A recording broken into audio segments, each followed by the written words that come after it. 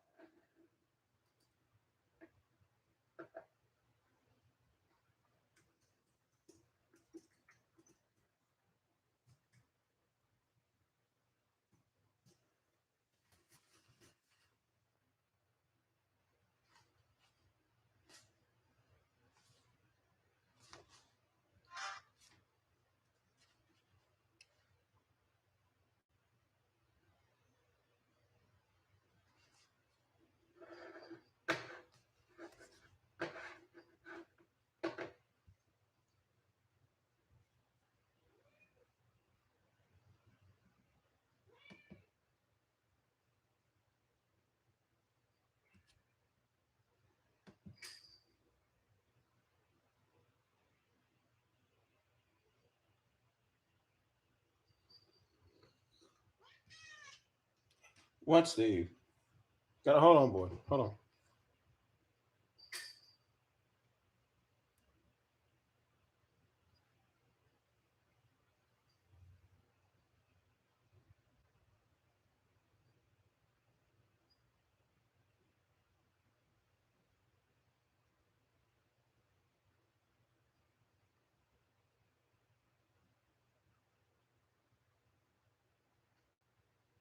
Hello, Veronica. How are you doing?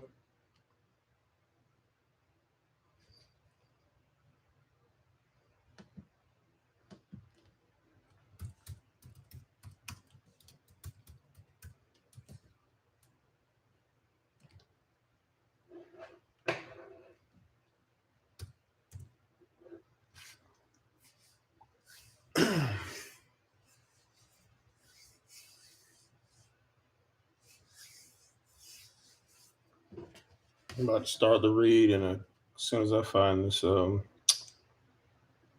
fuck ass, shitty ass book.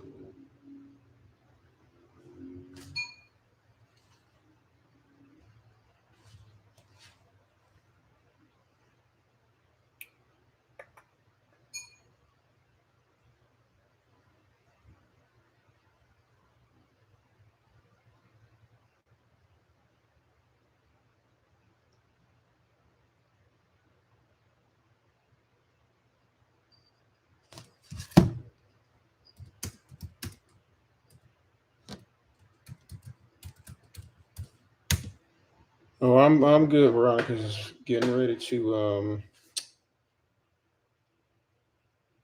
read this bullshit ass, fuck ass book.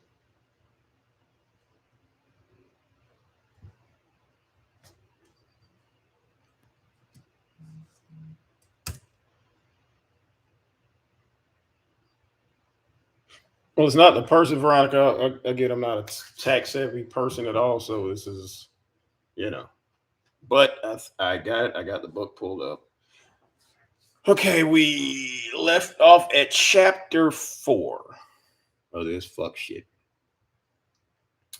Um, I guess just a recap. I read up to chapter 4 yesterday, and like everybody knew, this fucking book is nothing more than her cobbling everything from her damn WordPress websites, whatever the fuck, saying the same shit over and over again, putting the cover around it and calling it a book.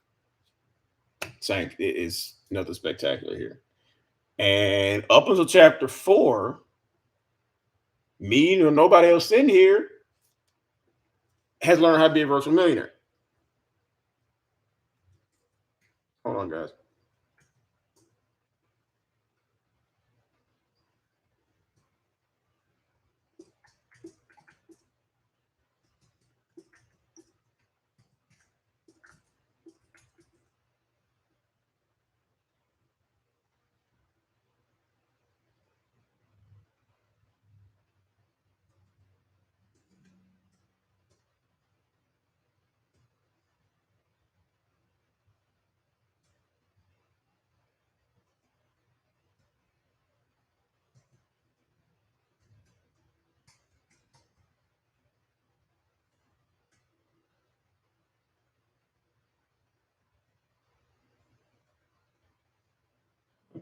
Oh, almost there.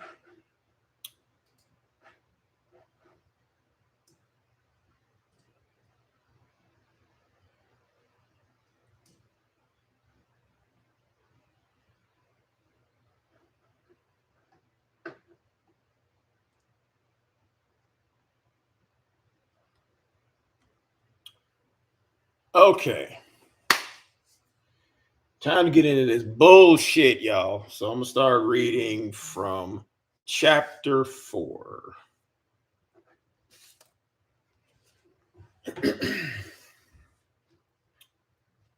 Chapter 4 is make up your mind about money. Here we go. Here we go. Here we go. Here we go. After I started Uber's car rental program, things became a lot easier. I just stayed on course with my schedule. It was hurting my heart that I was barely able to spend time with my son. Well, I'm sure it is breaking your heart because you can't spend time with your son because that baby was a means to an end, and we all know that, and it didn't work. You tried to trap a nigga with a baby, he left you anyway. Now you're stuck with a fucking baby who you casually pawn off to your mother. Because if anything, if I was Damo in this shit, I'll be feeling some type of way because Soncerae didn't raise Damo, Andre did. So you could almost think if he was Damo, like, well, what about me? Damo is nowhere. Thus far is nowhere in this book. But here we go. Hold on, y'all.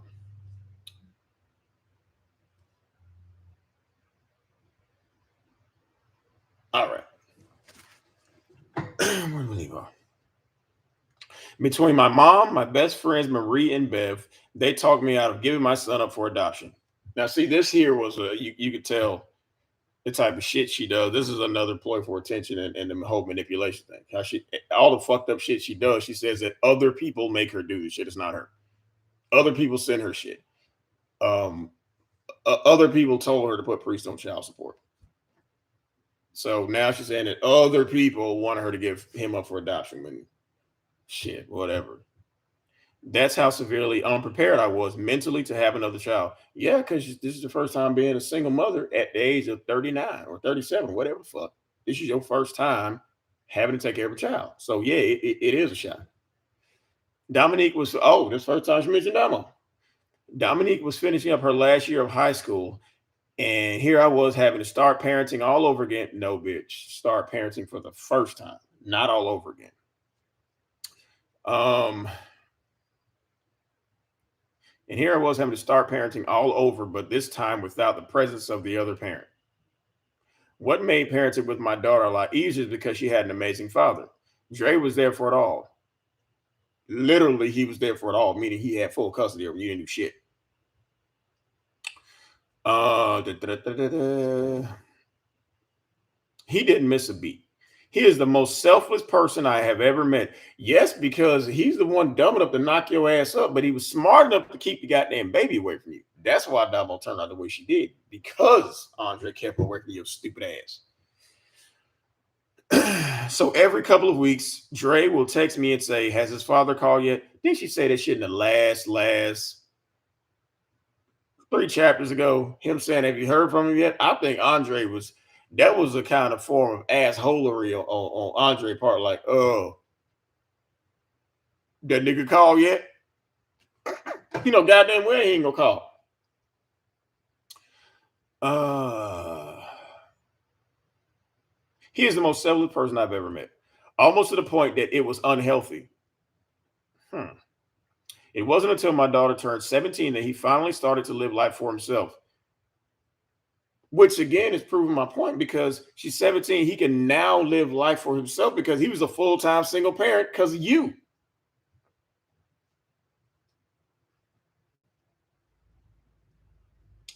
I don't think he ever wanted to be married. Not to you.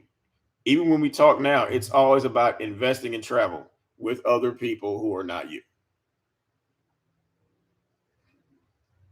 What's funny is that he always asks me about Priest because he's throwing it in your face. Like, think about it. He got stuck with a goddamn baby. He probably looking at priest like, damn, how'd you get that goddamn lucky? The fuck? What's funny is that he always asked me about Priest. From the day he found out I was pregnant and that Priest left me to take care of Justice alone, Dre has always believed that Priest will come back for Justice. You always think that, bitch, not him. They just throw it in your goddamn face. He just trying to tell you, hey, hold out for Priest because he hope you don't try to fly your fucking ass back to Atlanta and mooch from him.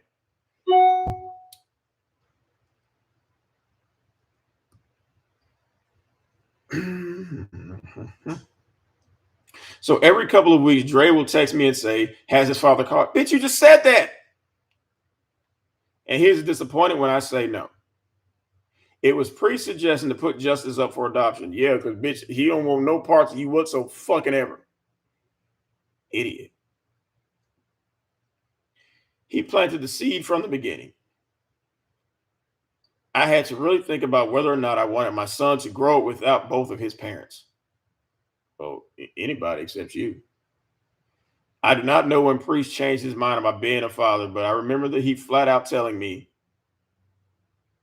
that is not my baby. That baby is yours, which is a very accurate description. That's your baby, bitch.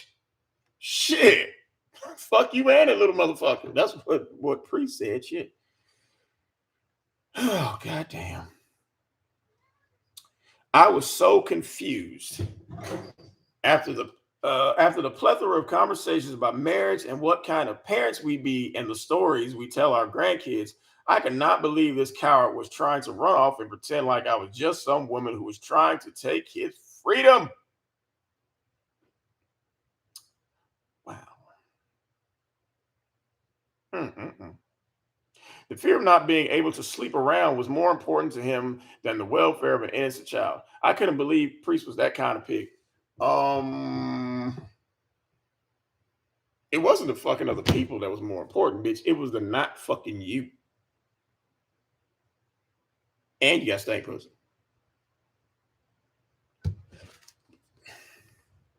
I was the woman who stuck by him.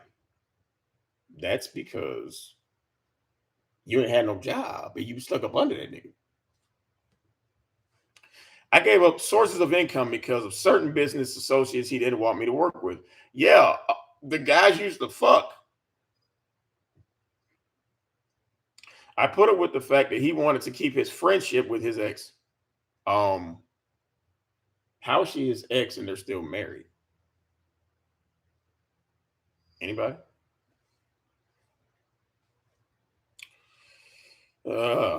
I slept in the back of a Ford Explorer with this man just so we could be together.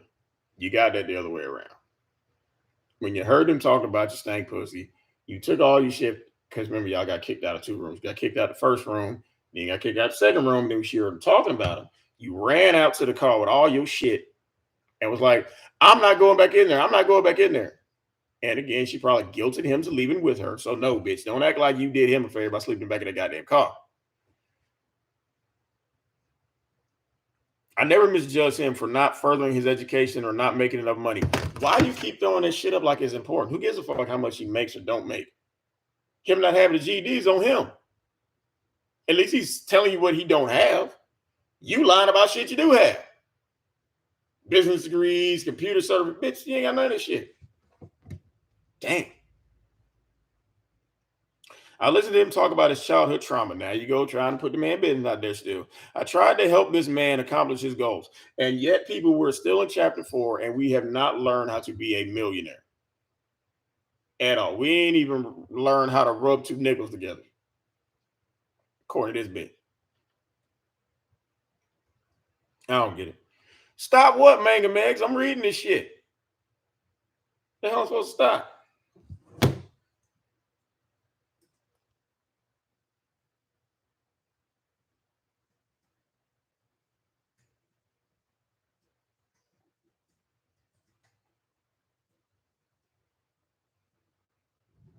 Okay. Where was I at? Oh, Steve wants to get on camera, y'all. What is it, Steve? Say hello to the beautiful people again. Say hey to all those people right there. Say hey, Steve. Say hey. Say hey.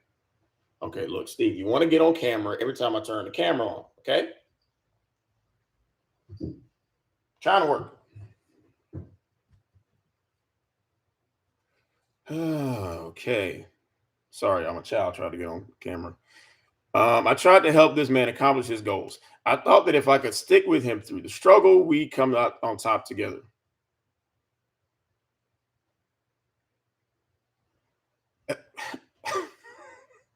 I thought that if I could stick by him through the struggle, we come up out on top together.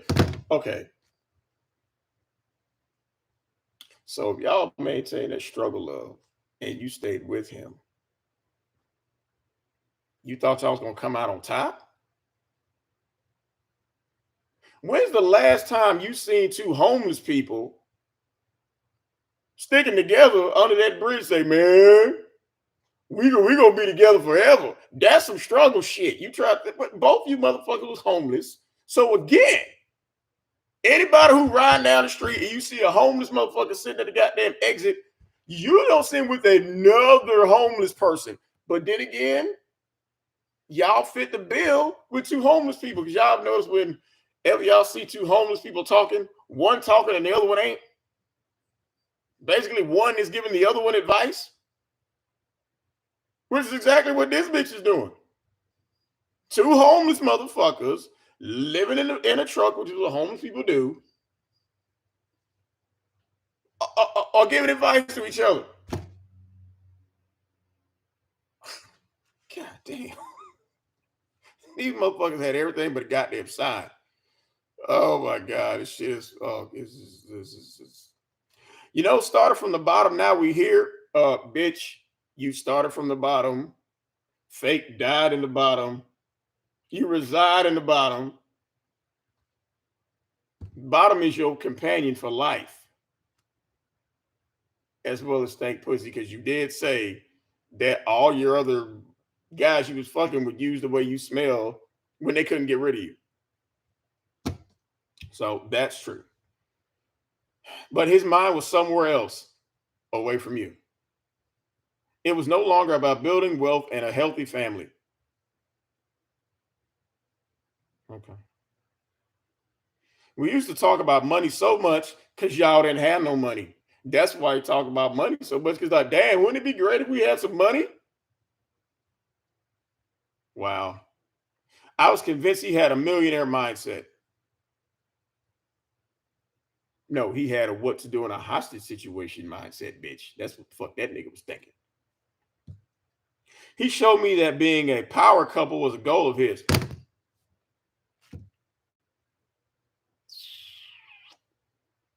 Power couple?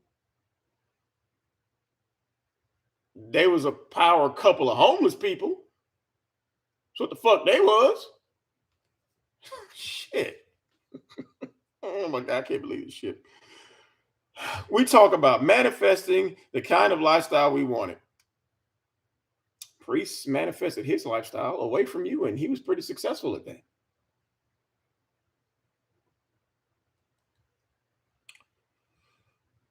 You have to have the right mindset in order to build anything, a support system that has to be solid.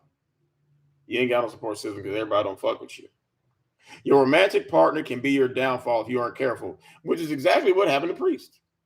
You was his downfall because he wasn't careful. Once he joined the Looney Tunes, the fuck? In the online smear campaigns and vitriol towards me, I knew I made a big mistake attempting to choose him as a life partner. Oh my God. Okay. The mind is a powerful thing, especially when it comes to anything you want to manifest that can create a better life for you. Well, if you're so good at mind power, why can't you manifest Priest to come back? You've been trying that shit for fucking years. And I notice how you don't ever do shit with this little motherfucking hair, putting braids in it and shit, which again goes back to one of the first videos I made about this bitch, where I said, if that baby comes out his, she gonna glue a dreadlock wig on that little motherfucker and parade him all over YouTube. Halfway there. She braiding up his hair to make it look like he got dreads, like Priest. but she can't put him on camera because we done figured out that motherfucker was slow. Oh, my bad. I'm not gonna say slow. He was limited. He was delayed. And she confirmed it by saying, oh, he goes at his own pace. Yeah, most slow people do go at their own pace because they slow. Message. If you have a poor mindset, which you do, you will continue making poor decisions. Oh my God, this got to be the realest shit this bitch ever said. If you have a poor mindset, you will continue making poor decisions. Well, bitch, your mindset, your poor mindset got a crown, a cape, jewelry, entourage, all that shit. God damn. Even the financial ones that keep you living from one paycheck to another. Well, again, this is the only part where you're telling the truth, but you need to say paycheck for motel, and I'm going to read it with the correction. Even the most financial ones that keep you living from one paycheck to another. Soncerae version, even the financial ones that keep you living from one motel to another. You have to develop a healthy you have to develop healthy habits that can be of great benefit in the long run. And it still hasn't benefited you.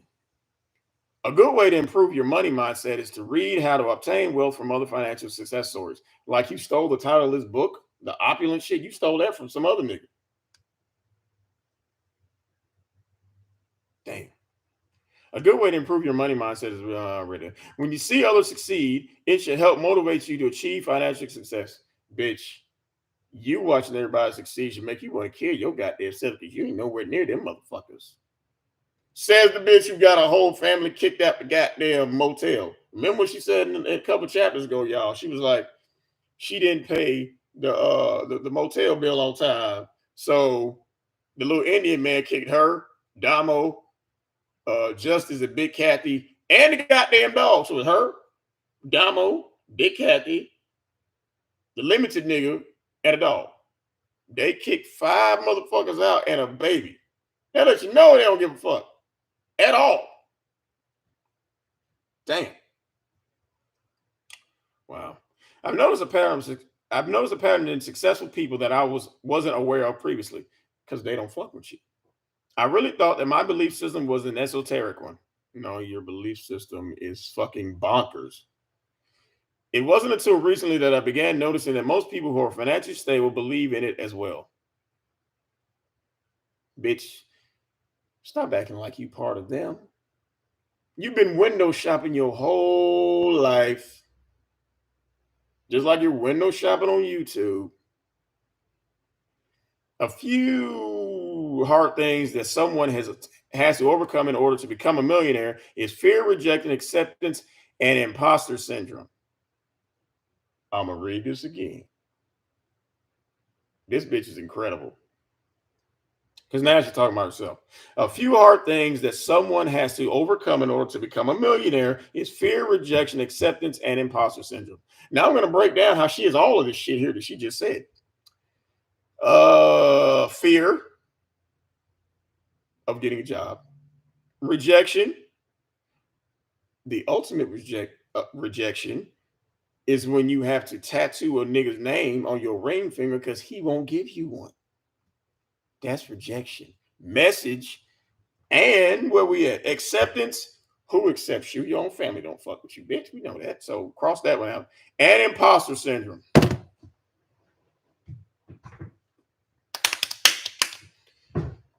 Imposter syndrome, bitch. I'm glad you saved that one for last. You've impersonated a wife to a married man. You've impersonated a YouTube celebrity. God damn, you've been an imposter to being a positive role model. You've been an imposter to being a mother. All of this shit. So you're basically describing yourself, and you're doing a very good job at it. Thank you, you fuck bitch. You. This all boils down to a series of decisions. There is no wrong way to go. Bitch, you've been going down and backwards your whole life. So up is not an option for you. Even if you seemingly make the wrong turn, the universe will give you signals and redirect you. Bitch, we've been trying to redirect you. Look. Okay. I'm gonna solve this right now. Okay. You said even if you seemingly make the wrong turn, the universe will give you signals and redirect you. Well, bitch, as of right now, pretend that I'm the universe. I'm the universe, Soncerae. I'm the universe. This is the universe telling you to jump. This is the universe telling you to drink bleach. This is the universe telling you to wear all black and jump in front of a fucking train. Okay, I'm the universe, and I'm putting out signals. The universe is putting out signals, Soncerae. Putting out signals. Signals. Hold on, the universe. I'm busy because I'm a universe. Getting these signals ready. I'm getting these signals ready. Okay. I'm giving you a universal sign. Uh-oh. Hold on, guys. Because she don't believe me. Y'all think, okay, I'm working on this signal.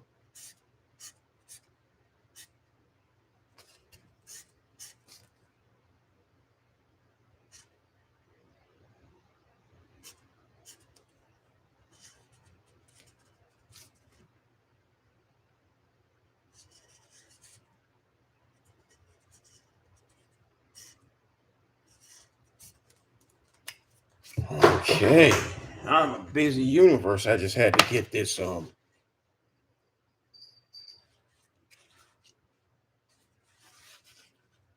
if you hadn't noticed, that's the universe telling you to kill yourself. Okay. Here I go again. Where do we leave off at? As long as you stay true to yourself instead of being what you think everyone else wants you to be. Bitch, we want you to be dead. We want you to be gone. We want you to be irresponsible. We want you to be a mother, all that shit. If you wake up tomorrow morning and decide that you want to sell magic erasers, don't let a competitor who also sells magic erasers stop you from selling magic. What do magic eraser? What the fuck is a magic eraser? Number one, fuck is that shit. Number two, why do you care about the next motherfucker selling goddamn? The fuck is wrong with this bitch? If you wake up tomorrow morning and decide that you want to sell magic erasers, don't let a competitor who also sells magic erasers stop you from selling magic erasers how you want. This bitch is making my fucking hair grow back. You see how shiny my shit is now? I'm gonna have a fucking afro by the time I'm done reading this shit to this stupid bitch. God damn. Oh God, magic erasers. People would love sharing their magic eraser experience with you, specifically if you keep your uniqueness instead of adopting someone else's way of doing things. Instead of adopting someone else's way of doing things? Really? Everything in this book that I'm reading is the shit that was already on your fucking WordPress and you packaged it up together. So basically, bitch, you plagiarized yourself. Fuck. Yeah, you can take advice on how to shine brighter, but no one can shine your star brighter than you. Bitch, you don't have a star. And if you do have a star, I bet you it's pussy stank. Appreciate yourself. No, kill yourself. Self talk is a major part of your mental health and personal success. Self talk, you mean talking to yourself is a major part of your mental health and personal success, which is what's wrong with you. Some people scoff at the conception of affirmations. I'm here to tell you they work. Yours don't. Sometimes other people will speak to you in manners that disappoint you simply because they don't know any better. So if a motherfucker tell you bye, take a bath, raise your kid, pick your sagging ass titties off the ground in them GoFundMe pictures, they don't know any better for telling you to wash your ass because you already know. Wow. Sometimes they do know better, but they are still operating at the level of understanding they are on. I'll take that. I made a Facebook post recently where I spoke about people consistently classifying me as a mistress to degrade me and disregard the mountain of accolades I have. Bitch, you have no accolades. And even if you did have accolades, they wouldn't be a mountain. Your accolades will be on a fucking speed bump. Period. Like, the fuck? Kidding me? And keep saying that you wasn't a mistress over and over again. That's almost like keep saying that you're a computer over engineer 100 times and making that shit true. I also talked about how trolls step out of pocket and call me that because of Priest. No, bitch, we call you that because of you. Only thing we said, Priest was run. He is allowing others to believe that I was his mistress when I wasn't. Does it matter? Someone said to me that the lesson I should have learned is to not date someone if they aren't fully divorced. You shouldn't date married motherfuckers, period. Dumbass. That doesn't sound logical to me. Oh, what?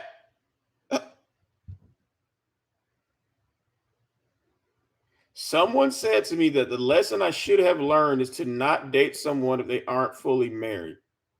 And her response is, that doesn't sound logical to me. It's not logical to have a motherfucker get a goddamn divorce before he fuck with you. That's not logical. That's why your baby is delayed. God damn, this bitch is missing a whole fucking chromosome. I'm an independent thinker. I give you that. I'm an independent thinker, of course, so I disagree with this and posted what I thought. Which makes sense because the one thing that means everything to you and nothing to anyone else is your own fucking opinion. So you're absolutely right in this shit right here. She posted, never date a person who is separated is a hard lesson. That's what someone said in my comments. To me, that's not even the lesson I learned from my son's father, Priest. Okay, bitch, we know Priest is your son's father. You didn't have to put his name at the end. This is how we know you're a grammatical fuck up. There are plenty of people who date people who are divorced or married, separated, leaving a relationship, etc. That's true, but they also don't plot to have a baby with them that they don't fucking want to make the wife jealous. That doesn't matter. I used to think it did too. However, people love someone new, move on, this long ass, stupid ass paragraph, and live happily together while in transition. That's actually common. No, it's not. People love who they love and end up with who they truly love. Not you. That's why he's not there. The lesson I learned is to make sure, without a doubt, that someone truly loves me. I think your dog might be fond of you. I'm sure that little furry motherfucker done licked you at least once. So that's one person.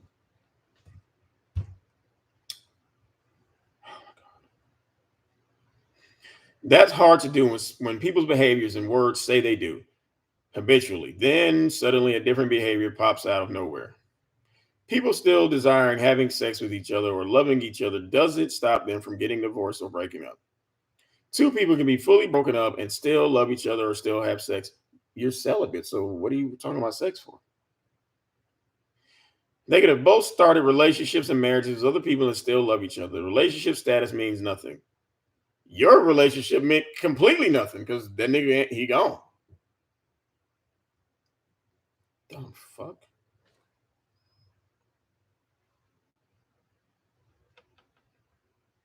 Okay. People do what they want to do, regardless of what they look like on paper. You look like a pile of shit on paper. Avoiding married people or people in relationships can still get you hurt.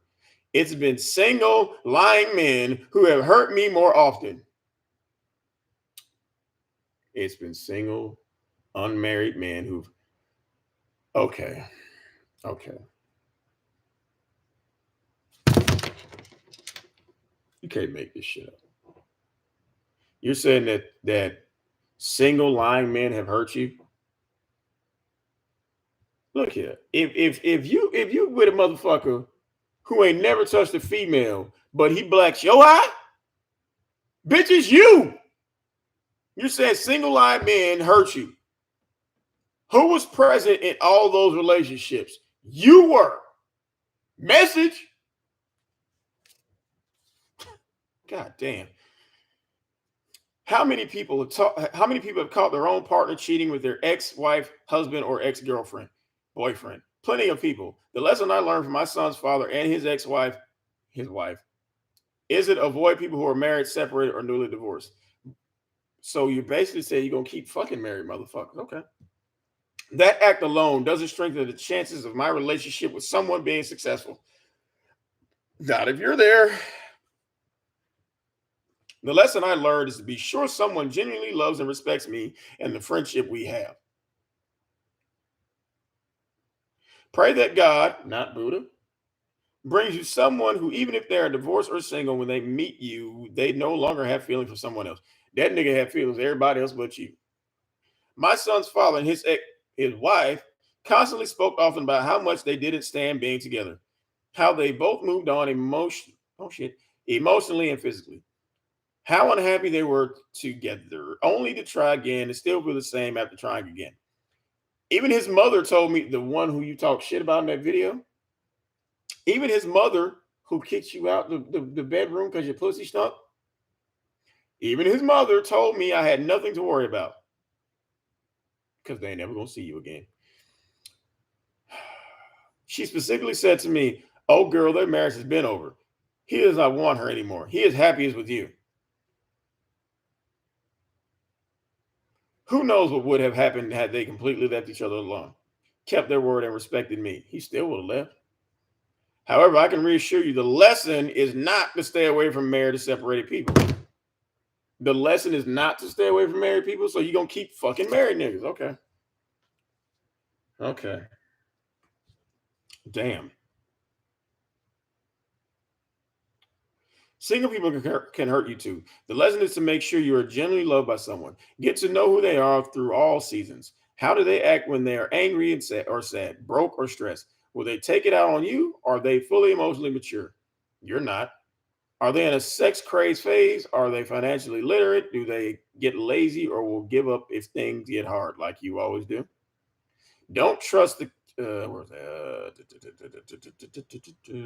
don't trust the chemistry, and definitely don't believe that God sent you someone. I thought God sent my son's father to me. No, plenty of fish sent your son's father to you.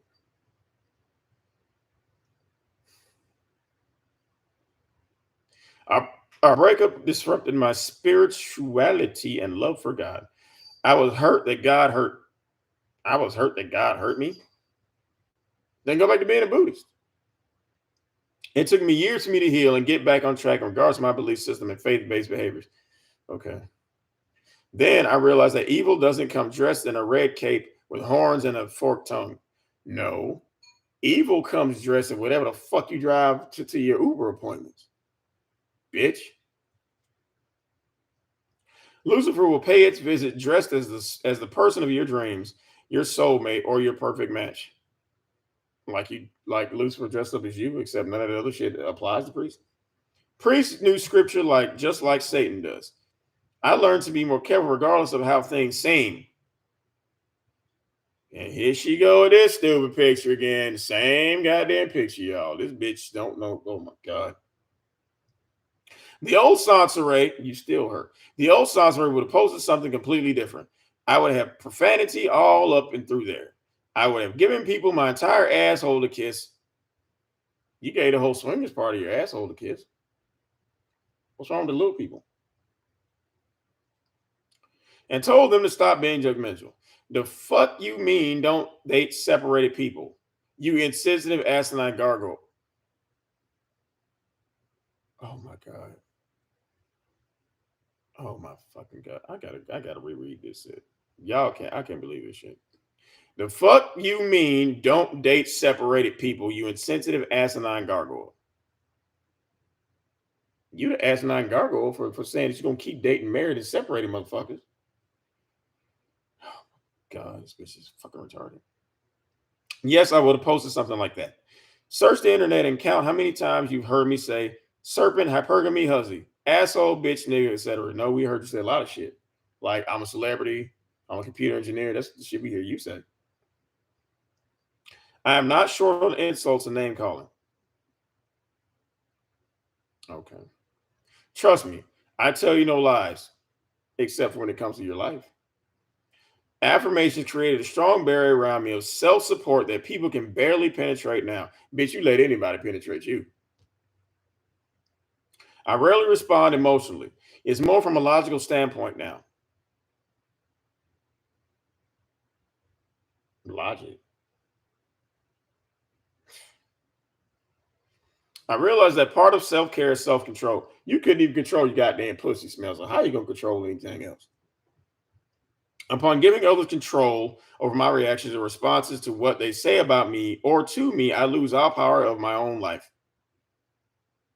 Social media is about dialogues and opinions, and less about convincing others with winning arguments. Like you're trying to convince the whole world that priest is gonna come back. No. At the end of the day, people will believe what they want to believe. Like you believe you're an astronaut, data analyst, all this shit. All this shit.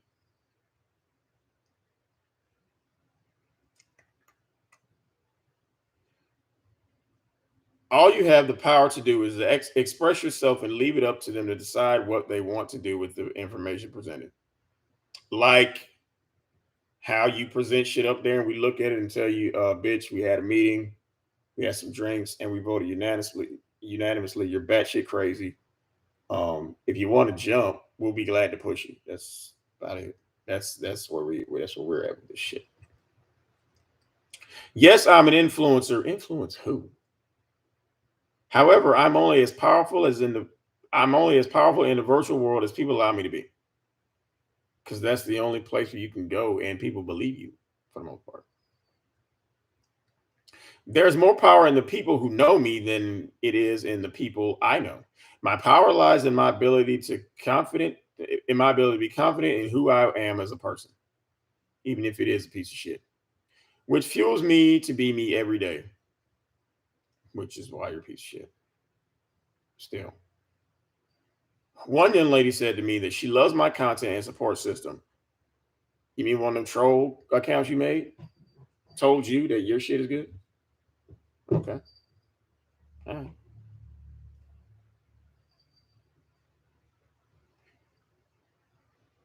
Which in turn is what people love and hate about me. One young lady said to me that she loves. Oh, I don't read that. She said verbatim, "My ex-husband is some shit, and Lord knows I would shoot him in the foot." I told her if shooting someone in the foot could be a thing that didn't reap consequences, no one would have fully functioning feet. Well, shoot Soncerae in the pussy because she clearly has a non-fully functional pussy. I understand that I understand that I cannot control people's perspectives. Psych. This bitch wrote psych. S-I-K-E. Psych. I very much can. I just don't like a cult like following. People's state of mind is their choice, and I refuse to manipulate minds just to earn a dollar. Really? You don't want to manipulate nobody to win a dollar? You manipulate your sick diabetical cancer stricken mother to drive to help out with the bills and shit. Try to manipulate Donald into having the goddamn job. All that shit. You're very fucking manipulative.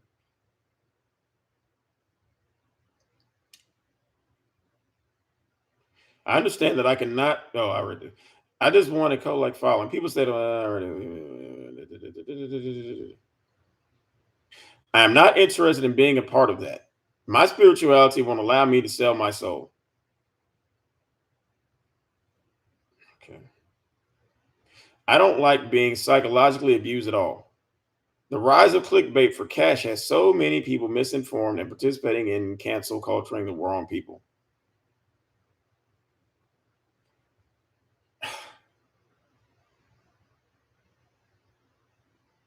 Mm-mm-mm. Clickbait for cash? You're known for that shit. Like when you was in the goddamn hospital and you posted a shit that said no fetal heartbeat. I'm in labor, trying to make everybody think the baby dead. So we gonna flock to your goddamn channel and we see your fat ass sitting up there with Big Kathy. Fuck. The profit-driven algorithm of most of the social media platforms has come to command everyone's virtual reality, social lives, art, culture, and news. Idiot.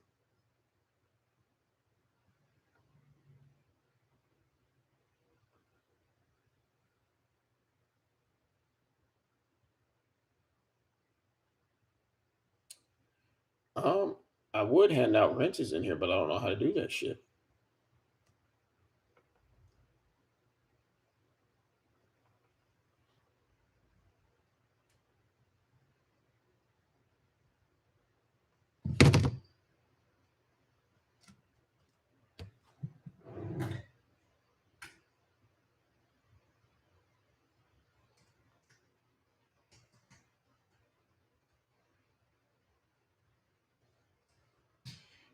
If anybody knows how to give people like a wrench or some shit, let me know because I don't know how to do this shit. Oh damn! I'm sorry. I didn't mean to delete your stuff, dude. I'm sorry. I don't know how to do this shit.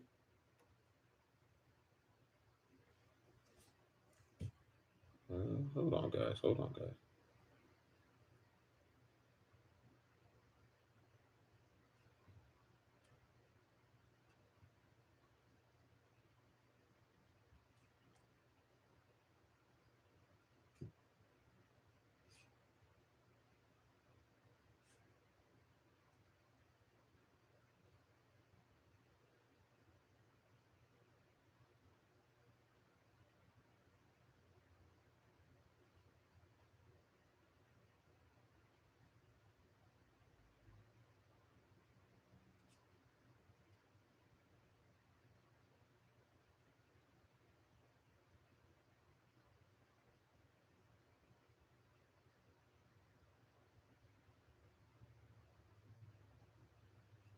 I'm coming, guys. I'm coming. I'm coming. I'm coming.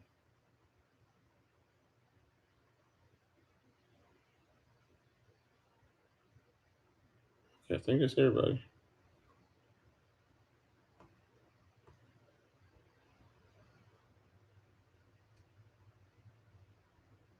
Oh, okay. That's it. Okay.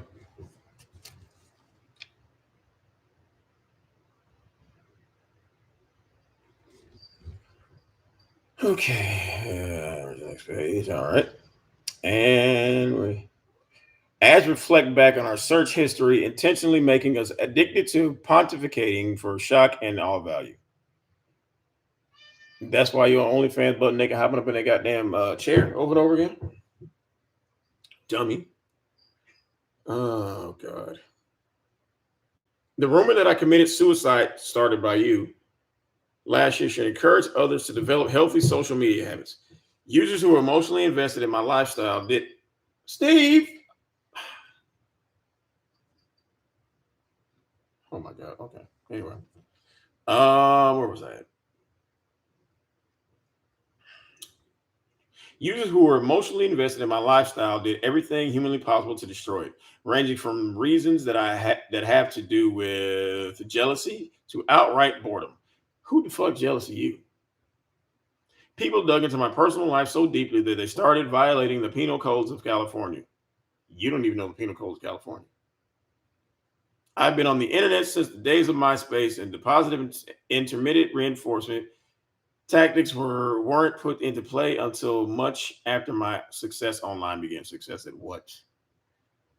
Part of being a good content creator is understanding the behavioral psychologically of others. Social media already promises a social media life well lived if you invest proper time and energy into it. However, it will seemingly produce a reward at irregular intervals. You've never received one. It's a trap. Human weakness is purposely exploited by design. Some aren't falling for it. Social media has made them automatically want to escape after logging on. especially if they are overprotective of their own privacy. Meanwhile, the rest of us not notification hopes and attention star post highlights, reels, flexing our beautiful bodies, which you do not have. You're sagging your body. Um, Seemingly perfect relationships, luxury vacation, homes, and cars, which you have none of. Attempting to impress complete strangers to spark it a bit of envy. Being online seems appealing at first until you realize how much of yourself you're investing. Some are mentally prepared for its effect. It's like biting off too much for you to chew. Synonymous with a man who tried to impress his high maintenance dinner date, but instead climbed out of the bathroom window because he couldn't truly afford fine dining. I take it that has happened to you before. That's a pretty detailed scenario there. That nigga probably on the fifth floor jumping out the window get away from your fuck ass. Oh my god. Having a lot of likes, followers, and subscribers doesn't always have the effect of hitting the jackpot. There's a massive amount of cyberbullying, which is not true because all you gotta do is log the fuck off. If somebody's saying something about you don't like, log the fuck off, block them. You ain't even gotta go in there. But you like that shit.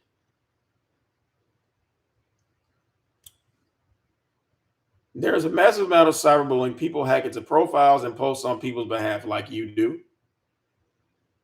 Moderators and administrators police posts because you got to be your own moderator.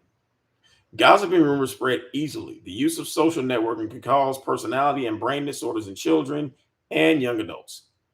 Some of us now have the inability to partake in real conversations, which you don't because you block everybody. And every conversation you have, you lie. A lot of us now have limited attention spans and need for instant gratification, which is exactly what you want, instant gratification, and you'll never get it. Stalking and harassing online, which is what you do, can turn into real life assaults and murders. Like you tried to send somebody to bomb Cherry's house to rape and murder her. I keep talking about all the shit you're going to do to Sidonia if you ever see her. That's stalking and harassment. And yeah. Also, we now become more vulnerable to solicitations from online predators and criminals who mask their true intentions, like you, because you use troll accounts. You have to be mentally prepared for virtual success. And you know what? I thought about that. That's a perfect title. Virtual success. Virtual means not really, not in the land of make believe. So, yes, okay, that makes sense. Virtual success. Play success, just like the other goddamn spot. It's virtual, which means it's make believe. Bitches say spiritual success. It's not always what it's cracked up to be. The more people know who you are, the more you are loved, dependent on and admired. Bitch, a lot of people know who you are, okay? And you're not loved. They damn sure can't depend on you because you can't even get a goddamn hotel room paid on time. And admired. I seriously doubt anybody up there who aspires to be a lying, ratchet ass, married man trapping bitch with stank pussy.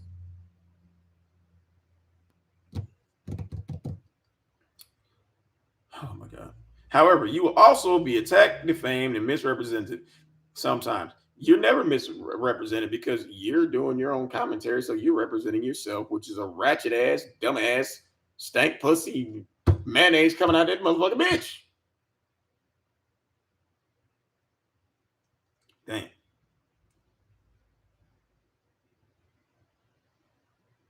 Also, creating a highly engaged community from the ground up is not easy at all because you've never done it. You have work flexibility. However, you have to be consistent with the posting schedule. It's a business, which you make no money off of. So your personal life will take a hit. Building real influence takes time and energy. Making money online as a social media influencer or becoming an entrepreneur is a trend, which you never have done. However, this is what I've been doing. Doing where? Oh, this is that virtual shit for 20 years. Jumping on a bandwagon when this is not truly your passion, like you jumped on a married man's bandwagon, will get old and dull quickly because you're old as fuck. Your your follower count will diminish swiftly if you are only about being a part of a trend. People can usually tell, like we can tell you're lying about everything. Some people only want to do this because they want to be rich or they want to be famous. Like you want to be rich and famous. It's never going to happen. You are infamous. You're broke and infamous. Some just want to pretend to be something they are not. I can't. Oh, I'm sorry, Steve. I can't believe you just said some are just want to pretend to be something that they are not. Well, bitch, we got a whole plethora of shit that you try to pretend that you ain't. I mean, we could play. I'm looking in the room now. We could play types of men there with Soncerae trying to prove that she's something she's not. I'll go first.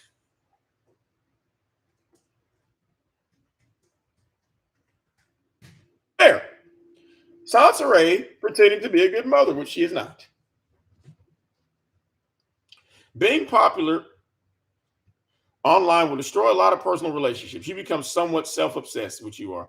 One guy saw my mere 10,000 followers on Instagram and swore I had the popularity of Michelle Obama. Oh my God. I bet you Michelle pussy don't stink. Fuck out of here. People with stars in their eyes will cling to you for reasons that have nothing to do with who you truly are in real life, but only what your virtual reality represents. Again, what your virtual reality represents, your fake reality represents. God.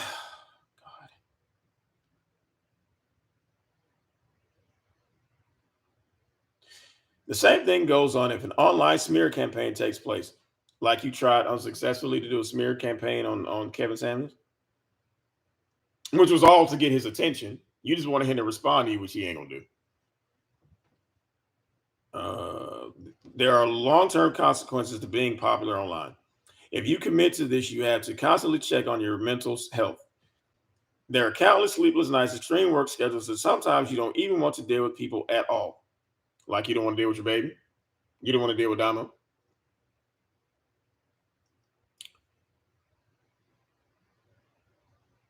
You just want a break from everyone. Yeah, they do, especially you.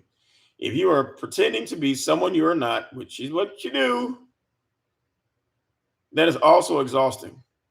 That's why you fix your own death, because pretending to be somebody for years, yeah, okay. You can guarantee that people will dig into your past and find out the truth about you, like you do to other people, as well as pile made up rumors and fan fiction about you on top. Bitch, you made your own fan fiction. You made that shit up. Do this for the right reasons. As long as you can sleep at night and look at yourself in the mirror daily just fine, this is for you. However, this is not for people who are mentally weak or unable to critically think or differentiate the difference between reality and virtual reality. Yes, reality, you're an Uber driver,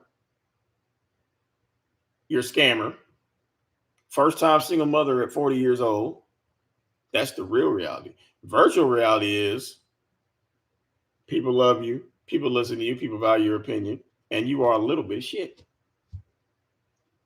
You also have to be careful to be selective about other content creators or to collaborate with. I've had content creators I work with fuel the Looney Tunes out of spite. If you don't collaborate with the right influencer content creators, it can cause severe damage to the reputation of your personal and professional brand.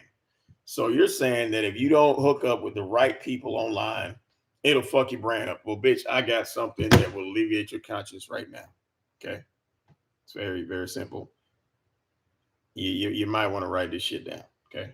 First of all, you have a horrible reputation. Google your own name. You have a horrible reputation. Nothing good is going to come up. Nothing at all. And two, why do you need to work with somebody else? I mean, clout chasing, yeah, that's probably what you're doing, trying to clout chase and shit because you're trying to get on somebody else's shit, but everybody rejected you. Jap, Angel Ramirez, all the motherfuckers rejected you. But in reality, you think that that's the reality. Virtual reality, they call you on show every goddamn week. You also have to be careful to be selective about other content creators you collaborate with. I read that. Some people you choose to work with will attempt to destroy it on purpose if you are not careful. You'd be surprised at what fame, popularity, money can do to others, which you have nothing, none of that shit. And they kick you off their panels because you're a fucking bad luck charm. There go Big Kathy and the Rain Man right there. Chapter 5. Now, folks, we made it all the way to chapter 5, and we still don't know how to be a millionaire yet. And it's only 67 pages, so I'm pretty sure there's going to be a way to teach us how to be a millionaire because, hey, she's on that shit. Chapter 5. Forget what you were taught about money. Most of the stuff you were told about money growing up was awful if you were a Generation X. A lot of people in our generation are broke because of their belief system. You broke because you ain't shit, because you're a fucking idiot, because you have fucking champagne dreams with Kool-Aid realities. No, bitch, you got champagne dreams with sugar water realities. You don't see that shit.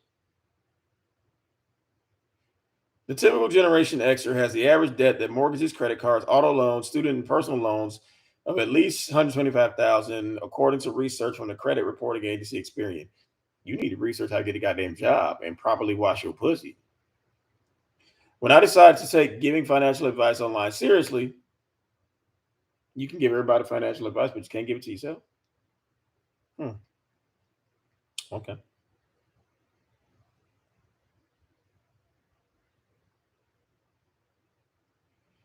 As if the only way someone could be financially stable was if they were born into money, stole money, or won the lottery. Well, out of them three, we can figure out which category you're in.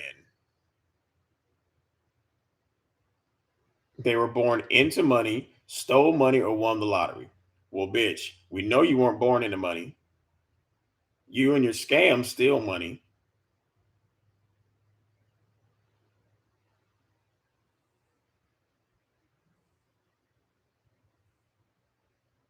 And winning the lottery, that shit's okay. Even I had limited beliefs about credit cards because you can't get one. Simply telling yourself you are not good with money is also what some people use as a safety net. All becoming financially free is all becoming financially free is being responsible enough to pay attention to what you are doing, which is the complete opposite. Y'all do the exact opposite of all this bullshit you're talking about. Don't fuck with married men or separated men. Like the fuck? Oh my god, this shit is fucking incredible. Some people believe that they don't make enough money to pay off their debt. Like consolidation isn't real. Empty your cup. You don't have a cup. Damn. Empty your cup so that financial literacy can pour in. Bitch, your cup has a hole in it.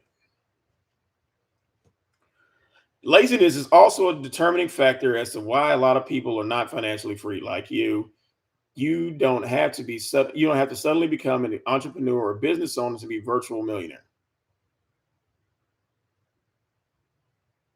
I could be a virtual aardvark. They don't make me a fucking aardvark in real life. Stupid. Not everyone has that passion. The passion fuels us the days we are drained. The days I want to be bothered with my social media comment sections, my passion takes over and makes me check them anyway. You can have a regular 9 to 5 and still become financially free enough to quit. Bitch, you can be driving Uber to the matter of fact, the dinosaurs are gonna come back when you get done driving Uber because that's how long you'll be driving, motherfucker. Not everyone hates their job or being employed. The keyword the keyword I use often in this chapter is free.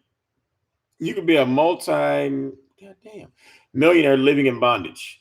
I spoke about this bondage in a previous chapter in relation to fear. Now I'm going to speak about it in relation to loneliness. Investor, author, and motivational speaker Grant Cardone, net worth 2.6 billion, spoke about it in a TikTok clip I saw. He basically said, "Rich people are lonely. The biggest secret, well, bitch, you're poor and you're lonely. The biggest secret rich people have is I don't have anybody to travel with," which you don't. It's not that people don't want to hang out with me, bitch. We don't want to hang out with you. It's let's go spend a month in Australia, just popping from place to place. Change our mind. We don't want to be in Australia anymore. Let's go to China for a little while. Don't want to go to China? Let's go to Bali to hang out. Who wants to do that? Everybody, but you can't. No, but you can't. Especially everyone wants to play, but even people who make the money can't go and play. They are slaving. This is why my life I'm sharing with you. How do I get it? How do I keep it? And how do I multiply without me having to trade time or money? None of this shit applies to you. If you don't figure this out, you will be living in fear when you are supposed to be having other expectations. Well, bitch, you ain't figured it out. You're still in the fucking hotel room.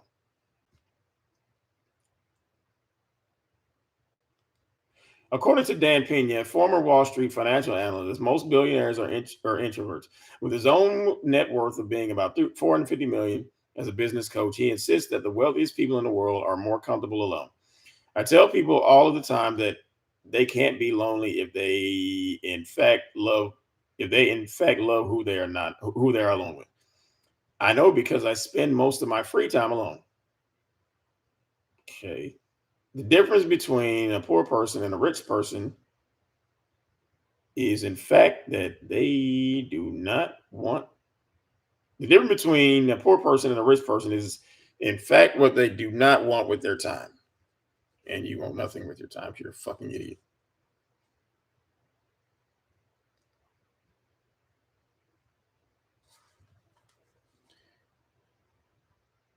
Bear with me here, folks, for 1 second.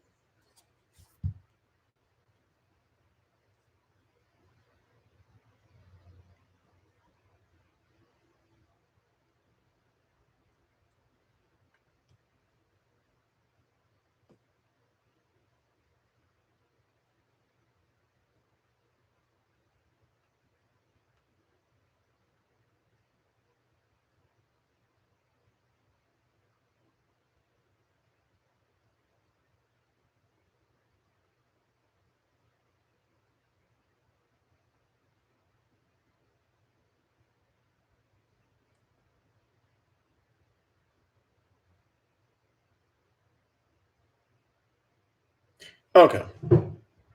Sorry about that. I get online, be a social media butterfly, tell jokes, show emotion for money, then go right back into my shell and work. I provide a service because you're a hoe. I don't party. I don't date. All I do is make plans, execute them, so it can make me more money. In the event in the event I do want to step out from underneath my shell, I always plan to do something private and secluded with my kids. Contrary to popular belief, I'm a very private person. The fuck? Always have been.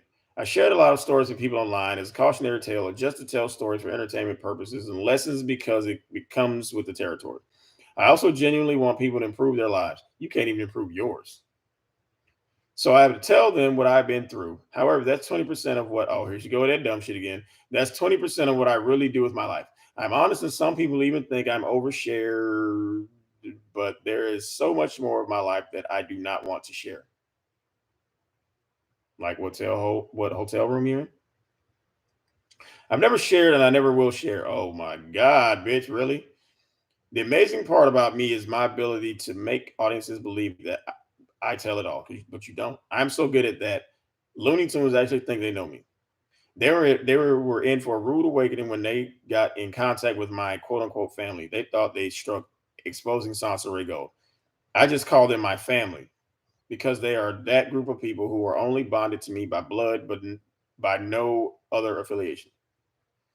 Meaning, I don't see them on holidays. I do not call them. I do not know their partners or children's names because they don't fuck with you. I do not ask about them. I mind my business and it pays me. However, asking my family, quote unquote, about me, they act like we were thick as thieves at some point. Then they try to give you the skinny on my personal business. You and skinny, but you shouldn't even use skinny in the sentence. Which is a whole bunch of made up stories and assumptions about me and my life sprinkled with disdain. The truth is, I've never been close to my family. Damn. And I didn't even read that part yet and I already predicted this shit. What's even odder is in super family oriented. What's even odder is I'm super family orientated.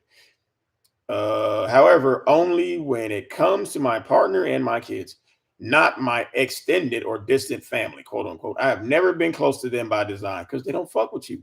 Anytime when your relative throw a goddamn shoe at you, that's a good indication that the family's not inviting you to goddamn Thanksgiving.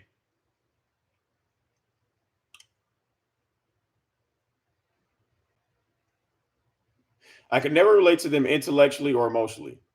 Oh, here she go with the lies again, trying to shame the family. They were toxic and abusive. Had I left it up to them to steer my life, I'd still be a drug addict and alcoholic. You're saying, had I left it up to them to steer my life, I'd still be a drug addict and alcoholic? Oh, this bitch was a junkie. I knew it. Fucking knew it. She admitted to being a junkie, y'all. Probably still is. God damn. Had I left it up to it's in my blood. Let me stop for a moment and be clear. I respect my aunt Sterling and her husband, my uncle Cliff, so much. If they ever get their hands on my book, I want them to know that. They have a family structure with my cousins Tavares and Kenitra that I always hope for. I feel more connected to them more than any other relative. Probably because they answer your phone. It may be because the taller years of my life, my mom lived with them. In my early years of life, I spent time with them. I remember a lot of that part of my life to this day. As a child, I wish I could have spent more time with them. Bitch, if they're always leaving when you come in the room, that's a sign that they're just not that into you. Message.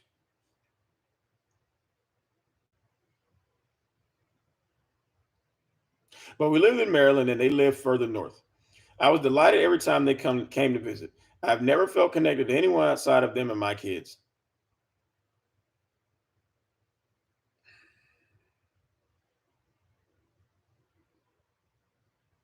Mm, mm, mm. Not even my own mother, father, and younger sister. The rest of my relatives, I barely know them. I am very quiet, intelligent, organized, and creative. The, bitch, please. You're very dumb, ratchet, trifling. Those are the words my mother uses to describe me, even in my youth. My mother was an accountant when I was younger. She was the reason I became a file clerk at a law firm at 15 years old. My first job, where she worked in accounts receivable. I was introduced to money early, probably because she stole out the office. I remember the days of elementary school when my mom would give me money for every A I received in my report card. So, bitch, she probably gave you an IOU.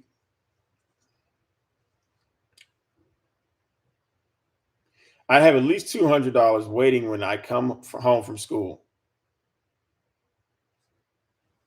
The fuck?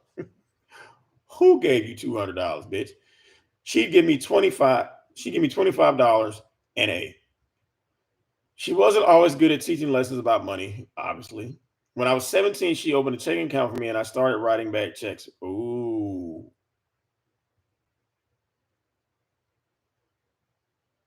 wow. I can't believe that shit. Yes, I can. I can absolutely fucking believe this shit.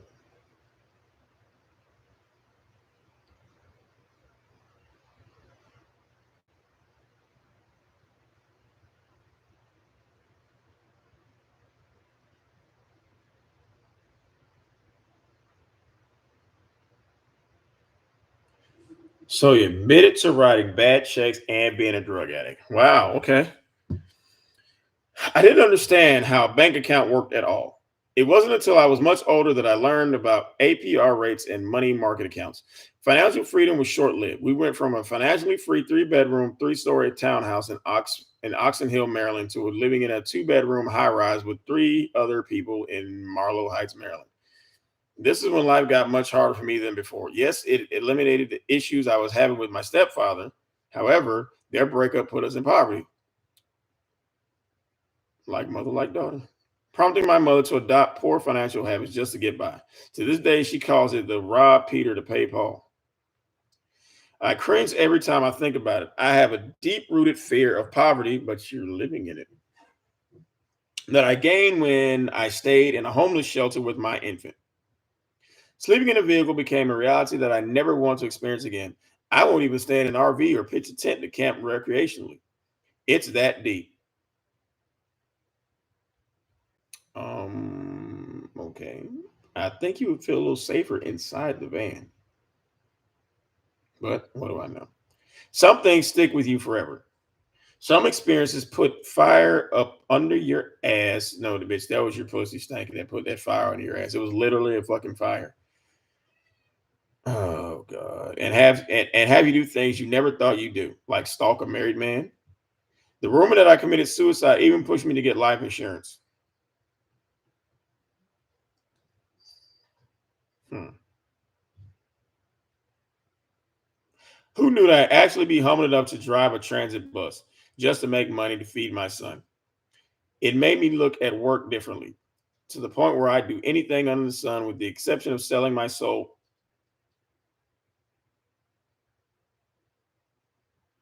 No, you just saw your pictures on OnlyFans.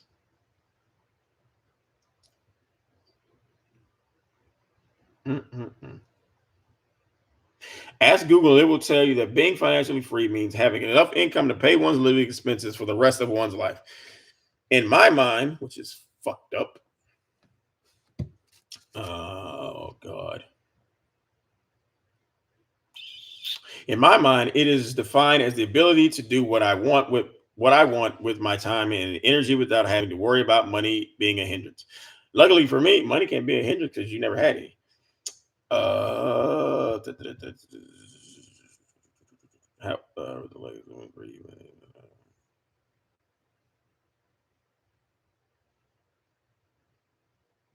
However, the truth is living free isn't about luck. It's about what you believe being financially free is.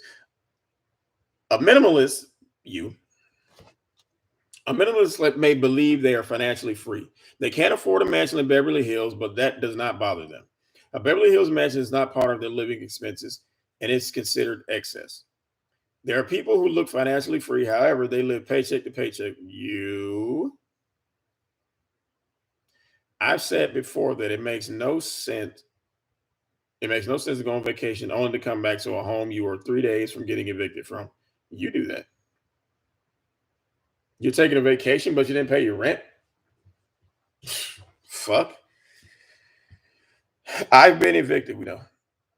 My car was repossessed before. Yep. I pawned an expensive keyboard to pay for an abortion trying to escape an abusive boyfriend.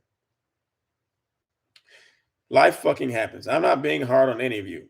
I'm just saying, don't be frivolous. Luxury this, designer that, stunting, flexing will have you broke in the long run. Like you having the red bottoms or sneakers you want, but not being able to put gas in your car to get to work.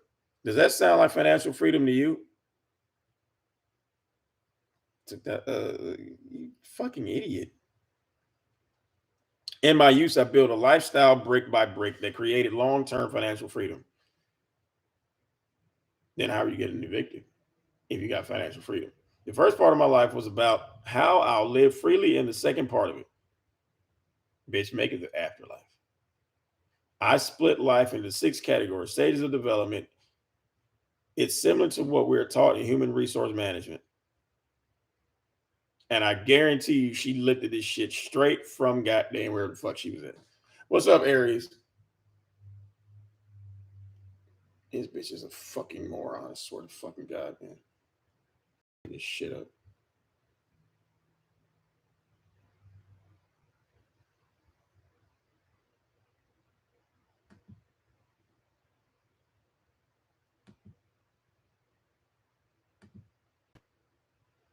Okay.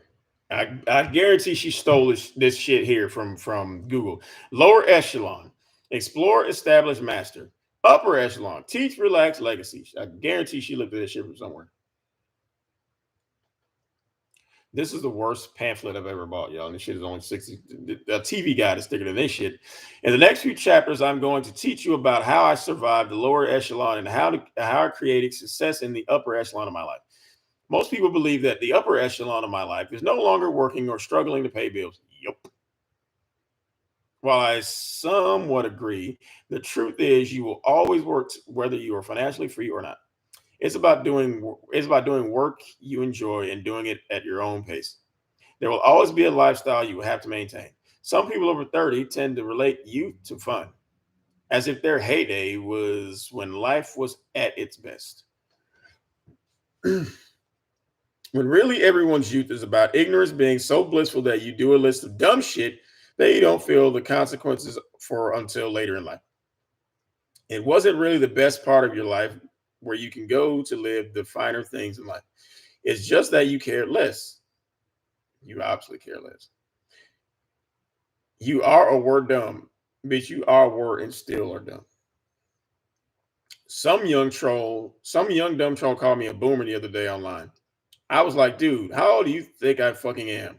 Yeah, I listen to LL Cool J and Sade. Yes, I think it's cool that they are doing the remake of Ghostbusters, and I wear tees with Scooby Doo on them. First of all, bitch, it's not a remake of Ghostbusters, you dumbass.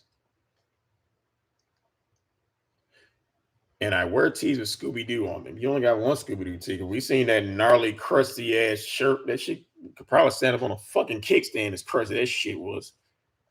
Damn. I'm not that detached from reality that I don't know that Lil Nas X is the new age country trap pop RuPaul. I'm hip and cool, says who? LOL. No, I haven't danced on TikTok yet, but the app is preparing me for Generation Alpha, who I know for sure I will not be able to keep up with. You can't keep up with them now. However, I can be dumb and broke just like the next 21-year-old who hasn't picked up on the millionaire social media influencer trend. You ain't even picked up on that shit. Let's keep in mind that in my early 20s, I was an internet entrepreneur and philanthropist when it wasn't popular to do so. Bitch, you're still not popular to do so, and you still can't make it work.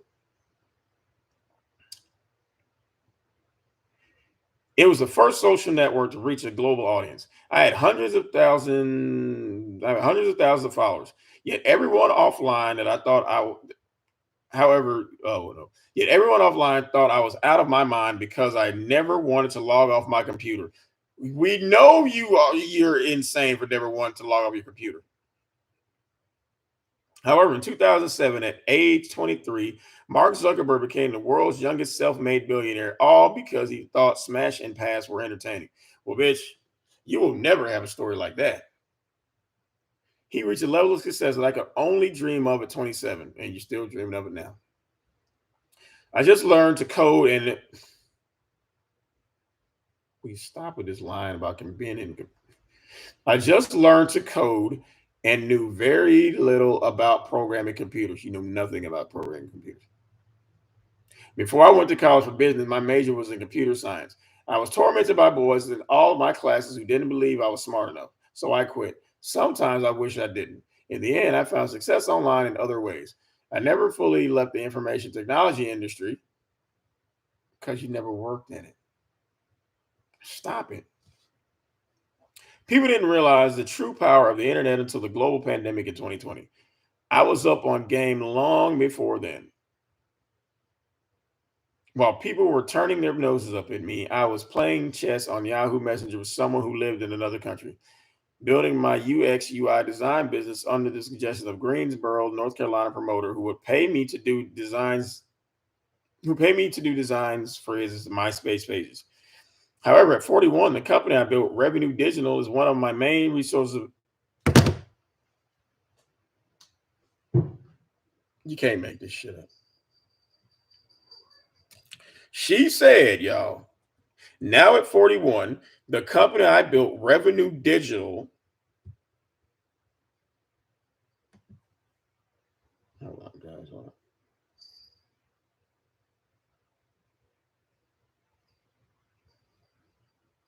Oh, God. Now at 41, the company I built, Revenue Digital, is one of my main sources of income, bringing in $140,000 a year, more than any other business I started. So you're saying that you bring in $140,000 a year, y'all still hotel hopping? You still on here e-begging? Fuck out of here. It's 140,000 monopoly money. Did I intend to build an empire? No. But I can definitely tell you that I didn't expect to make over 30,000 yearly off of it. Is it an empire now? No, but it doesn't mean it won't be in the next 10 years. When I became a file clerk at 15, did I know the internet would bring me money? No. I didn't even know the internet was a thing. When I started writing bad checks, when you started being a criminal, did I know I'd be on Instagram promoting my book and teaching financial literacy? Hell no. I can definitely reassure you that it wasn't intentionally about the money. It's just about doing something constructive when with idle time. However, you do have to be passionate about it and genuinely want to do it, or you'll hate it.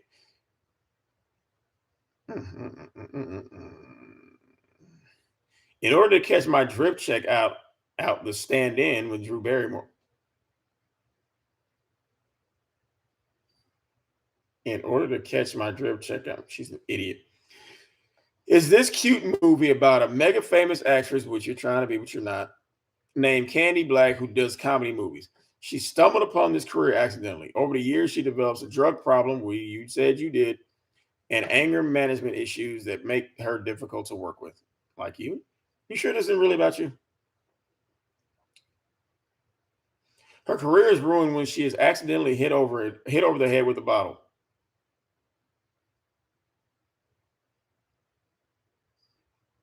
Upset and enraged, she throws and shatters an ashtray, and one of the shards hits a coworker in the eye, causing a major injury. This event is captured on someone's cell phone and leaked to the public. For 5 years, she locks herself in her mansion, hiding from tax evaders and legal issues. The only thing that makes her happy is her pen pal she's never met yet has a romantic connection and mutual interest in carpentry. In order to revive her career and improve her reputation, she hires her stunt double to take over the career. What does this have to do with you teaching people how to be a fucking millionaire? Nothing. I can relate. I was a model and TV personality and couldn't stand it.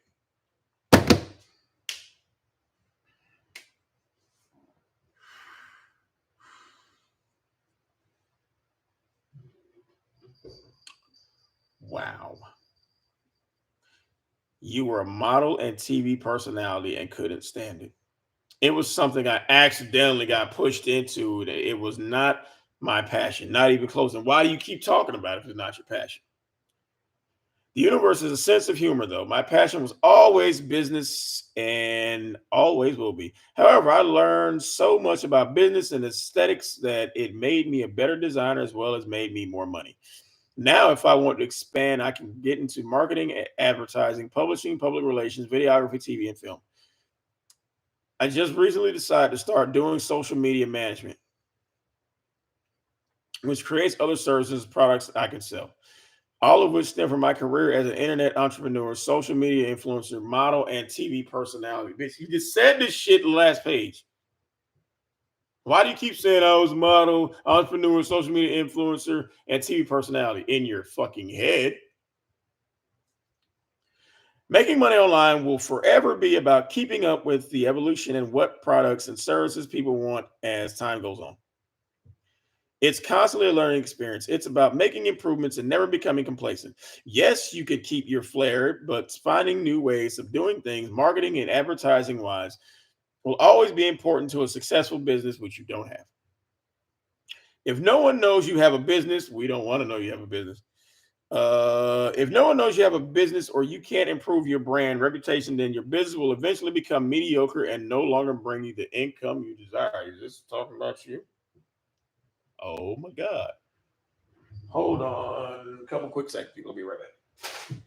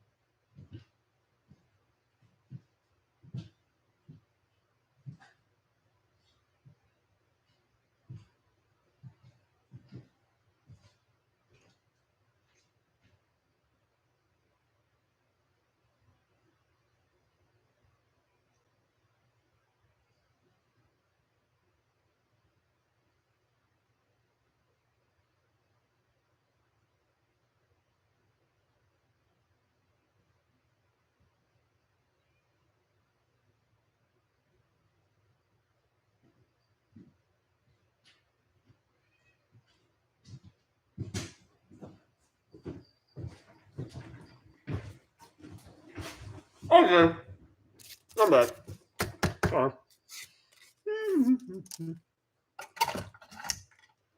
Okay.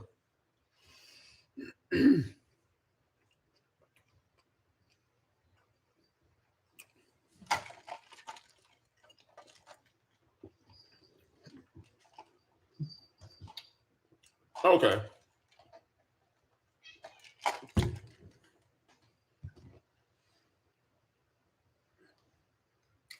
Chapter 6.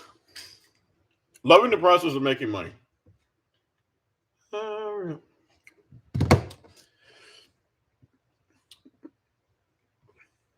It took me a long time to love myself. No one has ever loved me, and they never will. No one. With the exception of my children. Well, Damo loved you because you weren't there at the house. He was with Andre. And this little motherfucker loved you because you slow too. Mm-mm-mm. I think men love the idea of being with me, but never truly love me for who I truly am. A piece of shit. My mother calls me a loving person, but she never really loved me either. Because you're you. I'm surprised she recognizes that positive trait in me. She loves my younger sister, which you're mentioning again. This is very interesting. You're envious of your sister. Very interesting. She loves my younger sister. The cash for ass system she created for me has nothing on the love that she and my sister share with each other. The kind of childhood my sister had affected her to this day. She connects with men, friends, and our family well because she's not you. Mm-mm-mm. Wow. I, on the other hand, have learned to apply logic to interaction before I connect. I am a very quiet person who loves being alone. You love being alone by default because don't nobody want to fuck with you, dummy. I don't think I was born that way. Yes, you were. I think it's who I've become. I spent most of my childhood alone. I took care of myself a lot because my mother was working. I was left alone at times I shouldn't have been. So now you're trying to throw Big Kathy under the bus. You were left at home at times you shouldn't have been. Okay. Shit, I'll leave your ass too. Shit. I was left alone at times I shouldn't have been. I was also left alone with plenty of people with dubious characters that almost rubbed off on me. Almost. One of them personalities had to be a piece of shit. Had to be. I dressed and did my own hair for school. I cooked my own food for dinner and packed my own lunch. As far back as fourth grade. This alone time is why I become a successful entrepreneur. Successful at being a bullshit artist. The first part of the lower echelon starts at a very young age.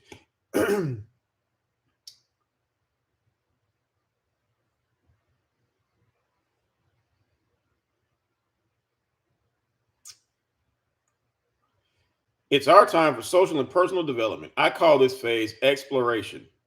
Is that why I keep hotel hopping? Because you're exploring different hotels? Okay. It cultivates one of the skills needed to be a successful entrepreneur, and that's self motivation. Being a successful virtual, yeah, you are virtual because it ain't real. Being a successful virtual entrepreneur, you must first be self motivated. In turn, discipline is created. In order to do that, you must know yourself. You must know who you are, your productive or your product or your service. Being money motivated sounds nice, but you'll be obsessed and exert yourself to the point of no return. Mental health is still very important. Self love is sibling. You can't enjoy your money if you aren't mentally in a place to do so. When I was younger, it was second nature to me to take care of myself. Bitch, you can't even wash your own pussy. So what do you mean it was self care? It was in your nature to take care of yourself. Damn. Mm-mm-mm. But what this warped into was my inability to quit on myself. All I had was me. So it was up to me to do the basic necessities to survive daily when my mother wasn't around. Sometimes things won't go as planned. What are you doing? What are you going to do when the circumstances are seemingly holding you back? Are you going to take action which aids in the improvement, or are you going to give up on yourself? We've been begging you to give up for years. Your success is the sum of your success is the sum of your executive decisions. You'll need your gut intuition to guide you along the way, and your gut intuition has led you straight to a shithole. Did I mention that I dislike Priest? In case you missed the memo, he discussed me. Of course, it all goes back to Priest. One of the main reasons is because he lacked the discipline he pretended to have. I'm a little disappointed in myself for not recognizing that he had issues. Discipline gets you for, well, he realized you had issues, so he got the fuck off. So obviously he's a smart one.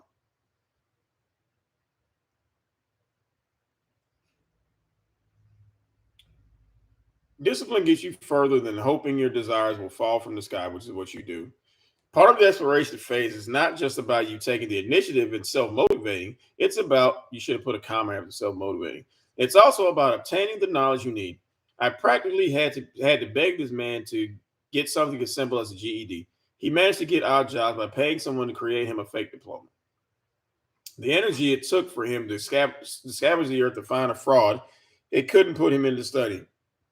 Really? The energy it took for him to scavenge the earth to find a fraud? He scavenged the earth and found you. You're a fucking fraud. Wow. Wow, wow, wow. People who don't have motivation to invest in themselves are dangerous, like you. My bad for trying to save someone like that. To this day, I feel sorry for my old self sometimes. Or your old self is sitting right next to the new self. Old and new, they both have that self word in common. That's why the way you fucked up.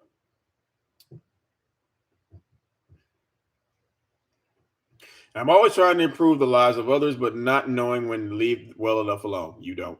We can't make people who don't want to improve see the greatness that we see in them. Well, bitch, he was hoping that you had the greatness to wash your pussy, and you wouldn't do that. So, shit. Fuck how you feel.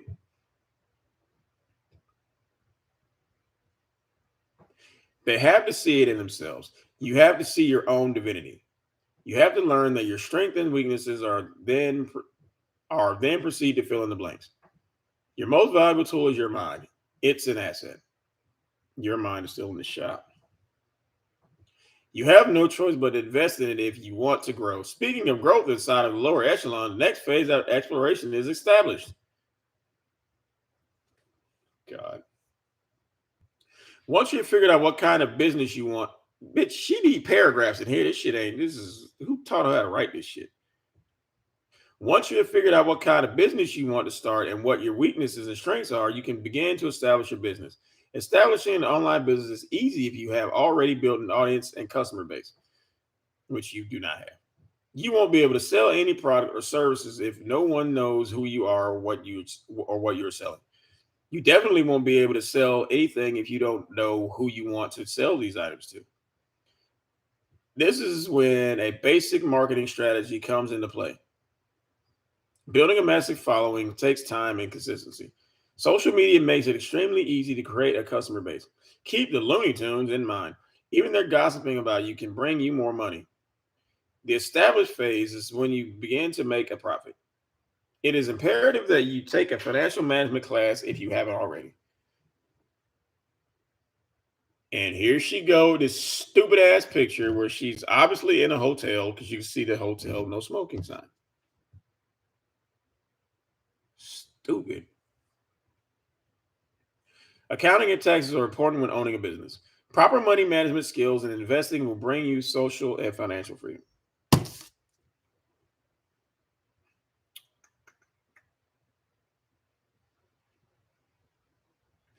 I'm sure you've heard of the "it's who you know" saying. Well, I believe it's truly about who knows you and how you balance business, friendship, and family. Trying to juggle taking care of a three-nager.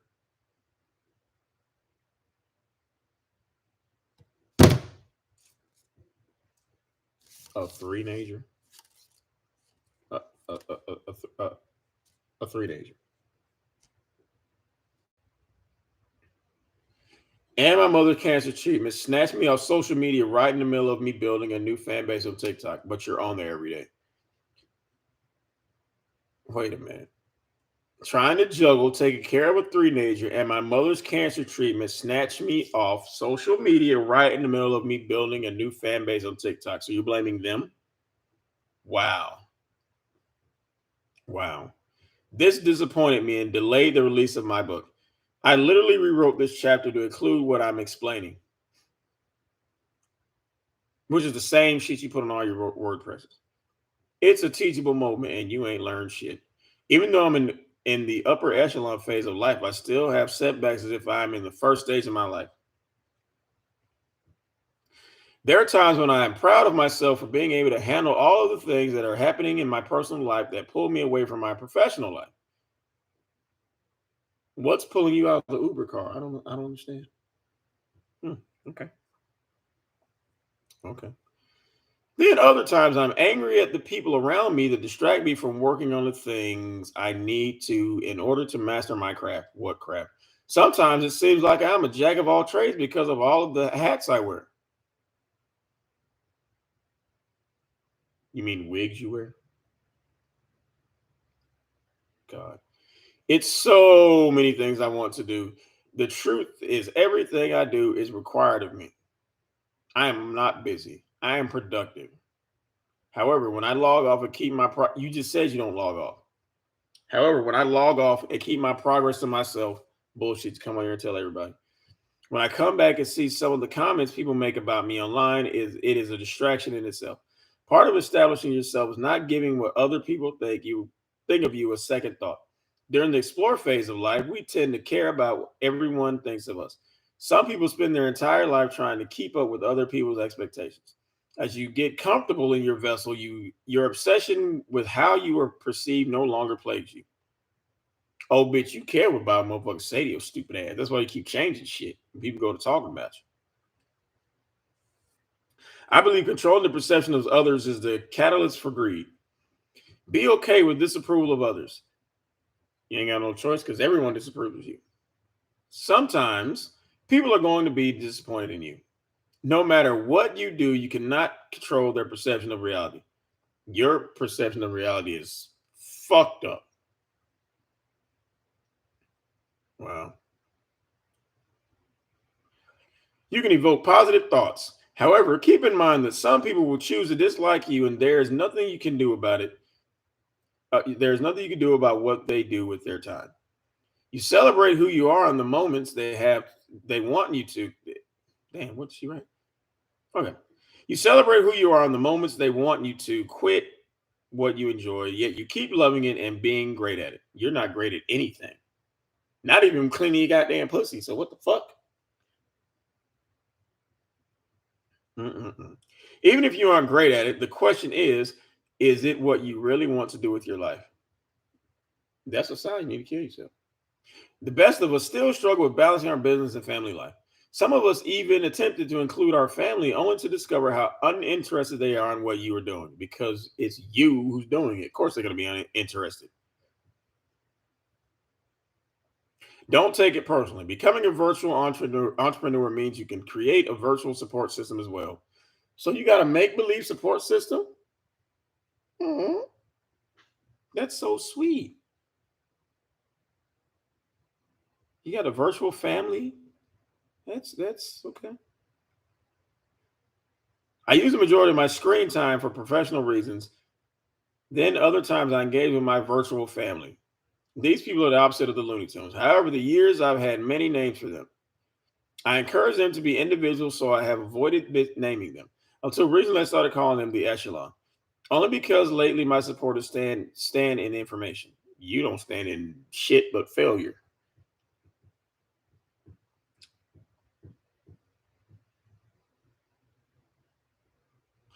They make me proud. Most of them are big brain. After being big brain is not even a word, you dumbass. After being on YouTube so long, I was convinced that the only kind of people on the internet were the Looney Tunes until I started seeing the echelons. You mean people who don't disagree with you versus people who do agree with you? Really? Once I started interacting on other social media platforms like Instagram, LinkedIn, and TikTok, I was convinced that intellect left the internet altogether. Bye. That's why you're still here. Intellect left, you didn't. What's that tell you, you dumb bitch? I love how you keep telling on yourself. Love it. Even being on Facebook irked my soul temporarily. I wanted to make people happy and it wasn't working. I was ridiculed. You still are. Death threats were sent to me and my family members. I was sick about it too. The interesting part of it is now I can barely remember the names of the people I desperately sought approval from. God, they're hoping it too. When I stopped caring about it so much and focused more on my authenticity, I found my tribe. The esoteric group of people I connect with are amazing. Um, what?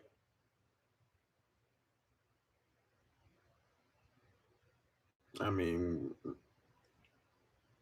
oh my God. She's a fucking idiot.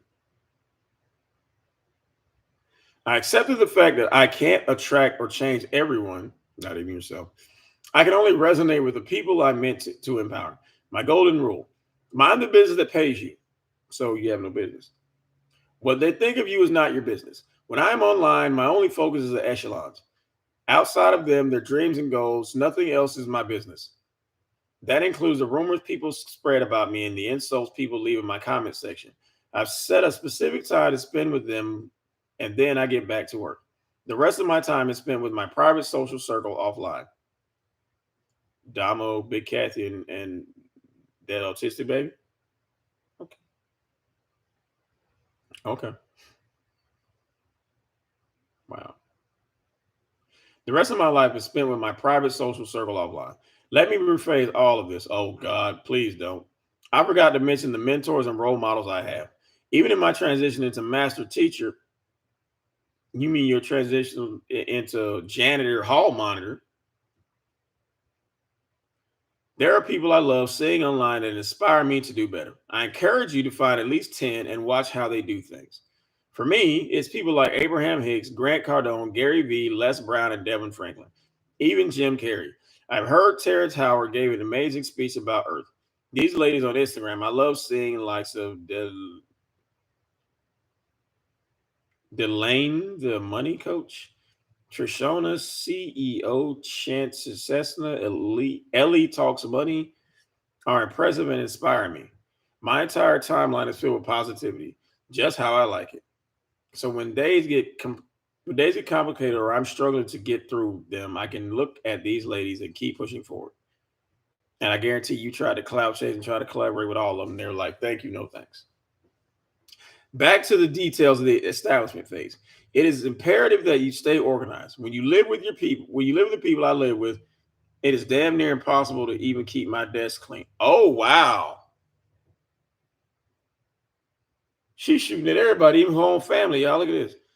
When you live with the people I live with, it is damn near impossible to even keep my desk clean. They chastise me for my excessive compulsive disorder. How can you have OCD if you won't even wash your own fucking pussy? How? Explain that. Explain that shit. Wow. To me, cleanliness is next to godliness. I shower every couple of hours if it didn't destroy my skin. Mhm. Trust me, I've tried. I rubbed my skin raw 1 week a few years back. You trying to wash that pussy out? All from bathing too much. You bathe too much, you still no.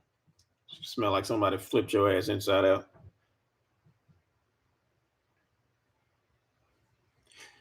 I have so much respect for systems and processes, even when they become inordinate.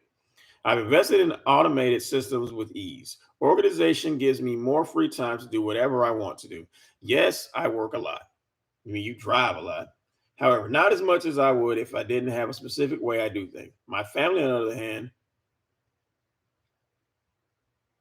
oh, here she go, keep throwing them under the bus. However, what did she say? Yes, I work a lot. However, not as much as I would if I didn't have a specific way I do things. My family, on the other hand, oh my God, I have never had to scream, "Did you flush the toilet?" or "Did you wash your hands?" You can't even wash your own pussy, but you worried about them washing their hands?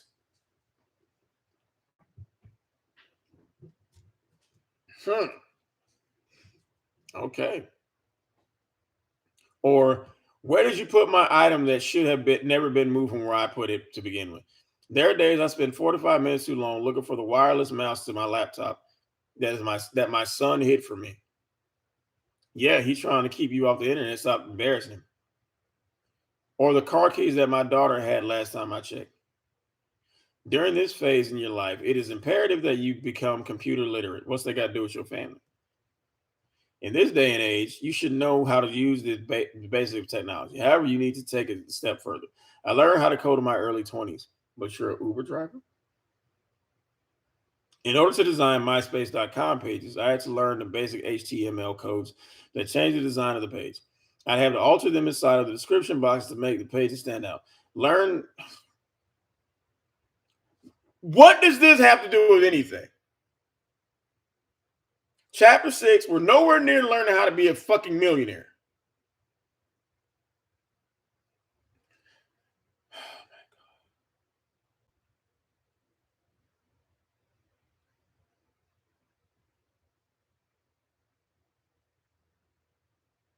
This is all bitch babbling. She's running circles and regurgitating the same fucking shit.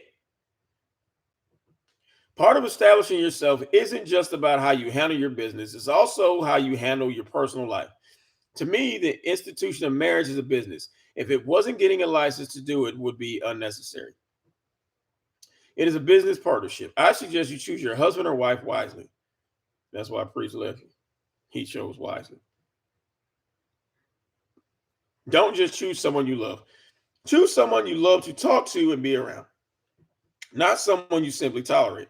Tough times come when they do. Tough times come, and when they do, your person needs to be uplifting you and being supportive. He did uplift you, try to be supportive. He told you to wash your ass because you already know. Too many people have gotten caught up with negative people in turn, making them unable to succeed. Sometimes people you love become a distraction. I know I said that already. Yeah, bitch, you said everything already. I know I said that already, but I just want to make sure to reiterate it. You everything in this bullshit is a fucking reiteration. God damn.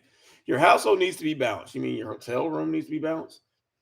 The responsibility of handling your business, the finances and taxes associated with it is large. So when it's time to head home, confusion is the last thing you want to crash into.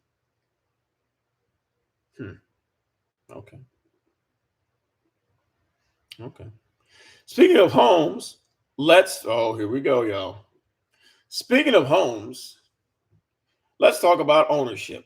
Home ownership to me is a mind fuck. Before you lose your shit and try to convince me I'm wrong, hear me out because my thing is land, which you don't have. I encourage everyone to buy American soil, which where's your soil at? Especially you if you are African American. Please do me this solid. People believe they own a home, but in reality, if you are paying a mortgage, you do not own your home. You do not have a deed. Yes, you can build equity. Equity is the difference between what you owe on your mortgage and what your home is currently worth. Your equity will also increase it. Why are you even saying this shit if you don't have a home? Like clearly she looked at this from Google or wherever. Like this bitch is a fucking idiot, man. She's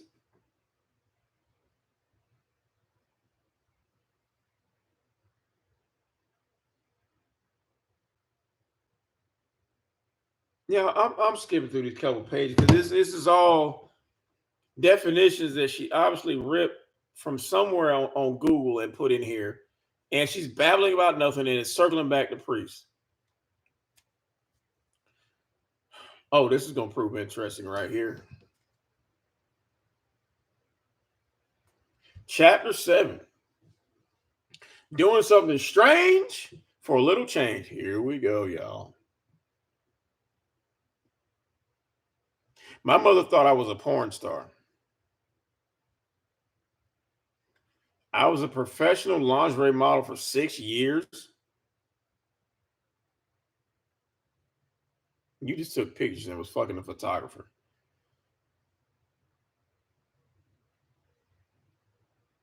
One afternoon in 2009, while I was visiting her at my grandmother's house, she called my name asking me to rush into the living room to see who was on the Oprah Winfrey Show.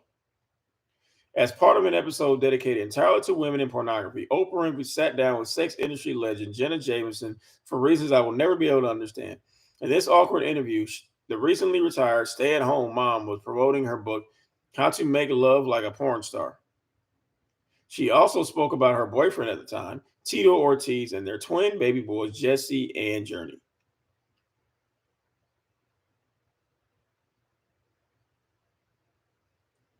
What does this have to do with any goddamn thing?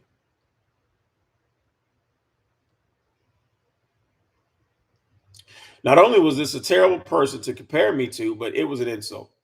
It proved how much my mother actually knew about me. My entire life, my family has never been very unconcerned about my well being.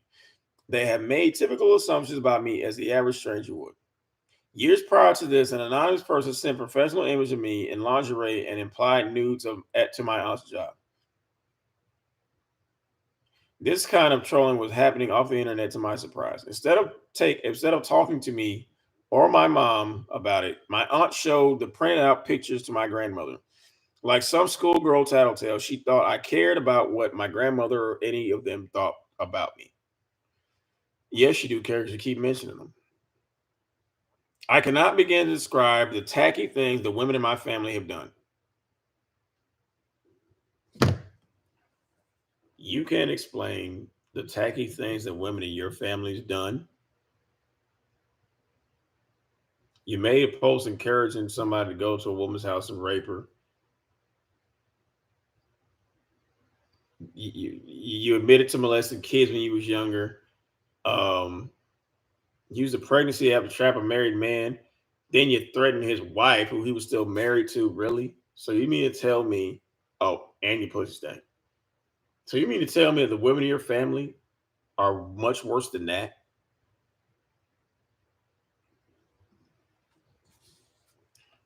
Hmm. Hmm, hmm, hmm, hmm.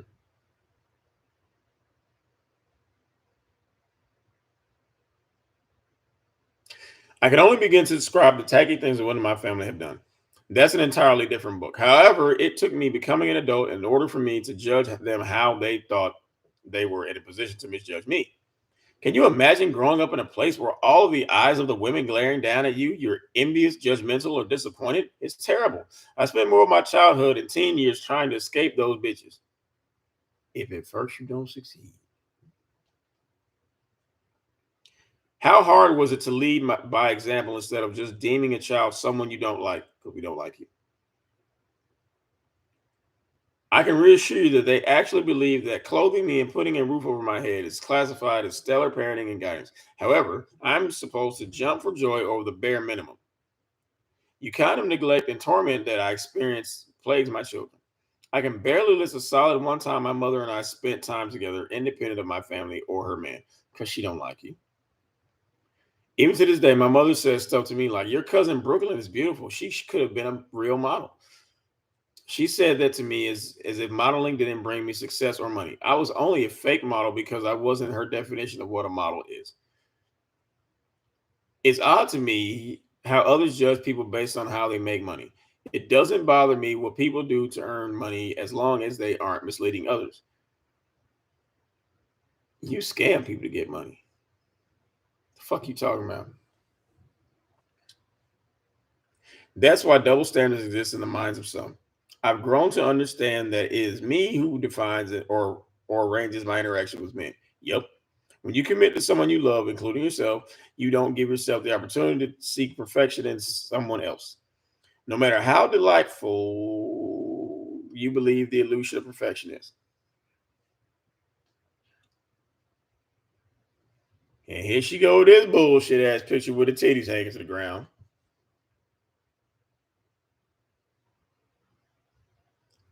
I have never been a porn star, a prostitute, or a stripper. No, because no one would hire you to do any of those things. However, I was a madam at an escort agency, meaning I groomed young women. This is the same bullshit you always talk about. And I paid for this shit? Oh my fucking God. Oh my God.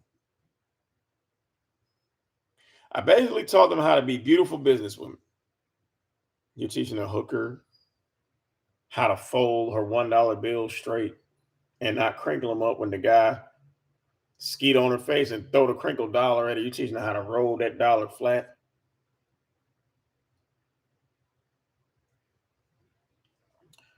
I also worked at a swingers club. I handled the marketing and promotions. No, you didn't. You just showed up. I've also been very honest about my sexuality and experience with the opposite sex. Oh God, we don't care. Being a part of the sex industry was difficult, mainly because it was male dominated. No, mainly because your pussy stunk. The main pressure and biases I experienced in the IT industry were the same pressure I experienced in the sex industry. It was no different. Men dominate high paying industries. I've always been a businesswoman and I've tried to look things logically and intellectually. Bullshit, bitch, because you can do IT from the house. You just ain't got no skills to do it. I could have made way more money had I detached myself from the whims of men altogether.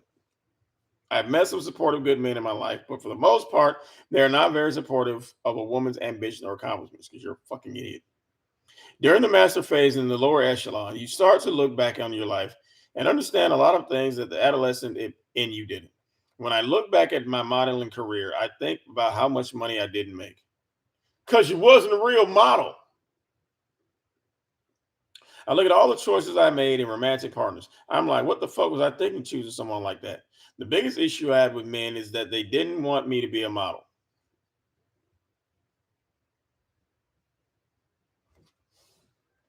Well, bitch, good news is they don't have to not want you to be a model because you never were a model. You just took some fucking pictures.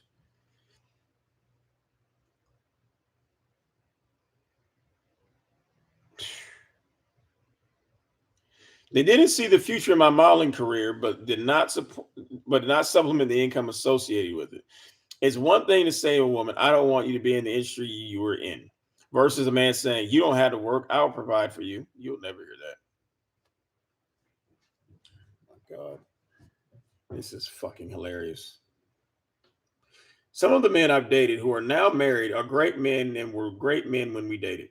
However, when I look at the wives they choose, I get what I get why they didn't marry me. The kind of women they wanted definitely weren't as attractive. Are you kidding me? Some of the men I've dated who are now married are great men and were great men when we dated. However, when I look at the wives they choose, I get why they didn't marry me. The kind of women they wanted definitely weren't as attractive. As who? Would you marry you? Bitch. They were not inside of the entertainment industry. They didn't have as much ambition. They didn't have as much ambition, but they got them niggas up to wife them up. You got abandoned with a baby you didn't want by a married nigga. So how are you gonna shame them? Ugly or not, they got rings.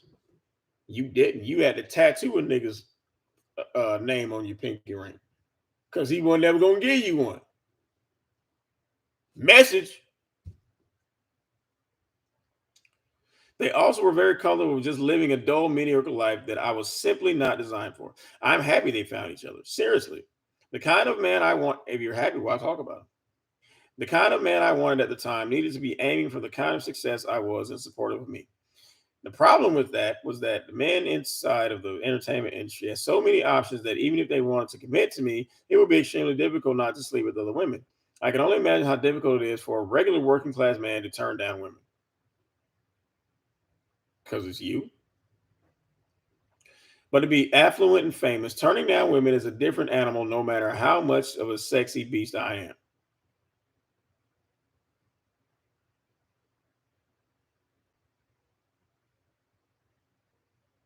The fuck this bitch just say? But to be affluent and famous, turning down women is a different animal no matter how much of a sexy beast I am. Cut the sex, y'all just put beast. This is scary. I was paid to be sexy. Paid by who? I trusted a few photographers who was fucking you with my career, and most of them trained me and helped me become who I am today because they was fucking you. However, the second I decided to take one serious enough to marry, it ruined my career totally. The type of betrayal men consider what they no longer have access to women is traitorous. Like you're doing a priest. It got so bad that I no longer deemed it feasible to date entertainment industry professionals. Ain't about an industry checking for you. I replayed the day I gave him back his engagement ring over and over. Even though I'm a major part of why he became a successful photographer, what you do bringing lunch? To begin with, he never gave me credit for it. Have you ever heard the saying, behind every good black man is a Soncerae?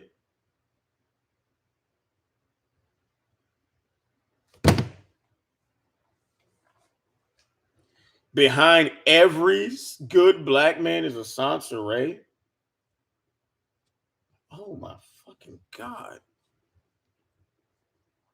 Yeah, me neither. Because the wives and girlfriends who work hard to improve the lives of their men are rarely mentioned. We have the most responsibility. We go through more trials and tribulations with our husband and boyfriend than we should because you signed up for that shit. I tried dating monogamously after that engagement. I ended up getting engaged again in another entertainment industry professional, and that was a big mistake as well. For the record, I've been engaged two more times since then. And did they know they were engaged?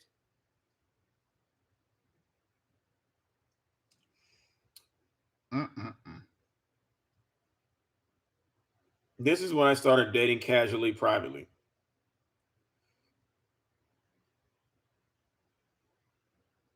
Here you go, these fucked up pictures again. She basically downloaded her whole vlog and put a book cover around it. I'm usually a private person when it comes to my relationships until I am pushed to the limit. Then I match energy. That's a bad idea because toxic plus toxic equals more toxic. You talking about your pussy? So if you hear some low energy man calling men crazy, it's because he did something so foul, underappreciating my kindness so much that I gave him a reason to call me that. Shut the fuck up. You're damn right I'm crazy. You should be happy that level of crazy was far as I went, fuck boy. If you play with my mind or my heart, you mess up my business. What? I'm gonna read this shit just how this bitch wrote it, but she proofread all this, right? If you play with my mind or my heart, you miss up my business, money, and legacy. They miss up your business. I'm glad they didn't mess it up. Stupid. My relationships ended, but it was never because I was a terrible girlfriend. It was always that they had connections with other women that they never let go of that they created during our relationship that they didn't tell me about. We could have built empires together. Bitch, you can't even build a fucking car castle with a nigga. Fuck you talking about.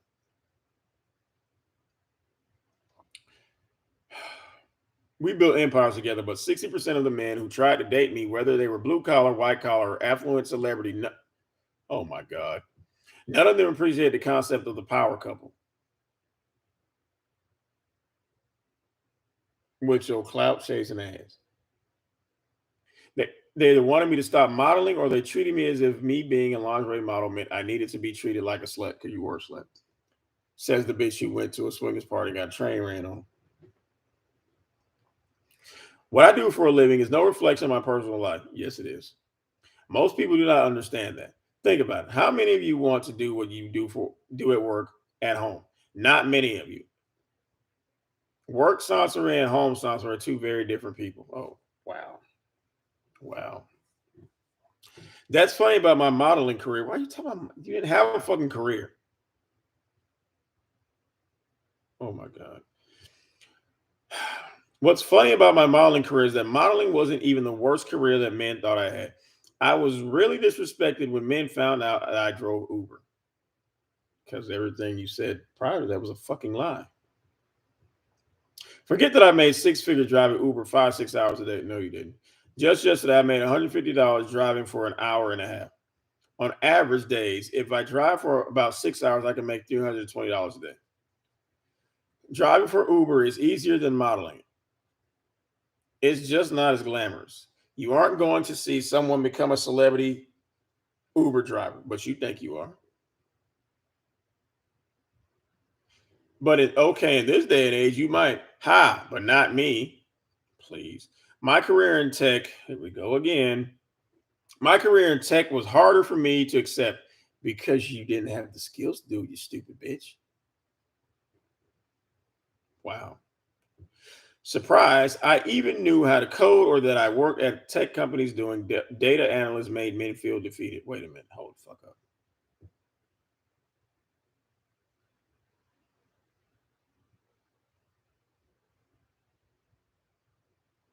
I worked at tech companies doing doing data analysis made men feel defeated.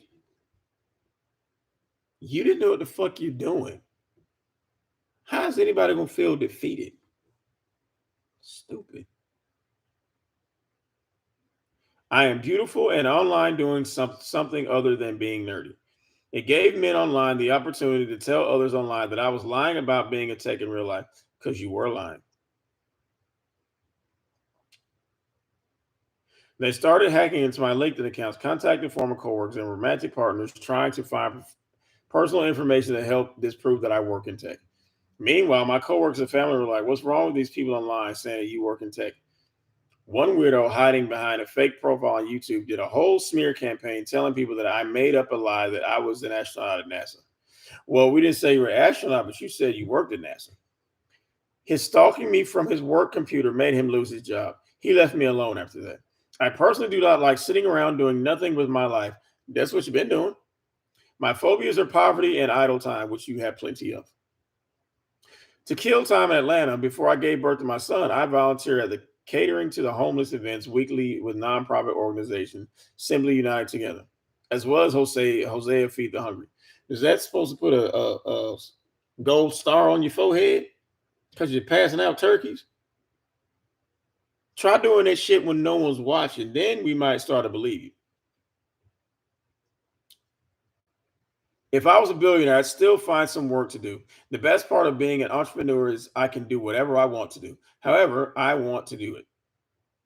Be that as it may, if I don't work, my bills won't get paid. Unlike selling time, where you can get lazy at work for a day and still be paid for the hours you sit there wasting life with a punch clock. Becoming a virtual millionaire requires that you look in unorthodox places for money, or that you create your own sources of income in your head. Wow. Wow, wow, wow. Mm-mm-mm. Finding ways to not work for someone else. While doing my tech jobs, I was always under contract and never employed. Hmm. Even in tech, I still found a way to work for myself. My UI UX design business started from me being a freelance graphic designer and video editor. Doing YouTube videos made me have to learn how to edit videos and do graphics. I started doing YouTube videos after I quit modeling. Shut up. I was no longer interested in modeling and publishing magazines. You never published a fucking magazine. I needed something else to do for money. Some of us let our jobs define us. I can understand why. Because even my success happened because of a chain of events. It was, oh God, here we go. We're gonna probably circle back to prison and shit. It was inevitable for me to be in the tech field no matter how I tried to avoid it. Then why are you driving Uber? It was also meant for me to speak and teach. I used to minister.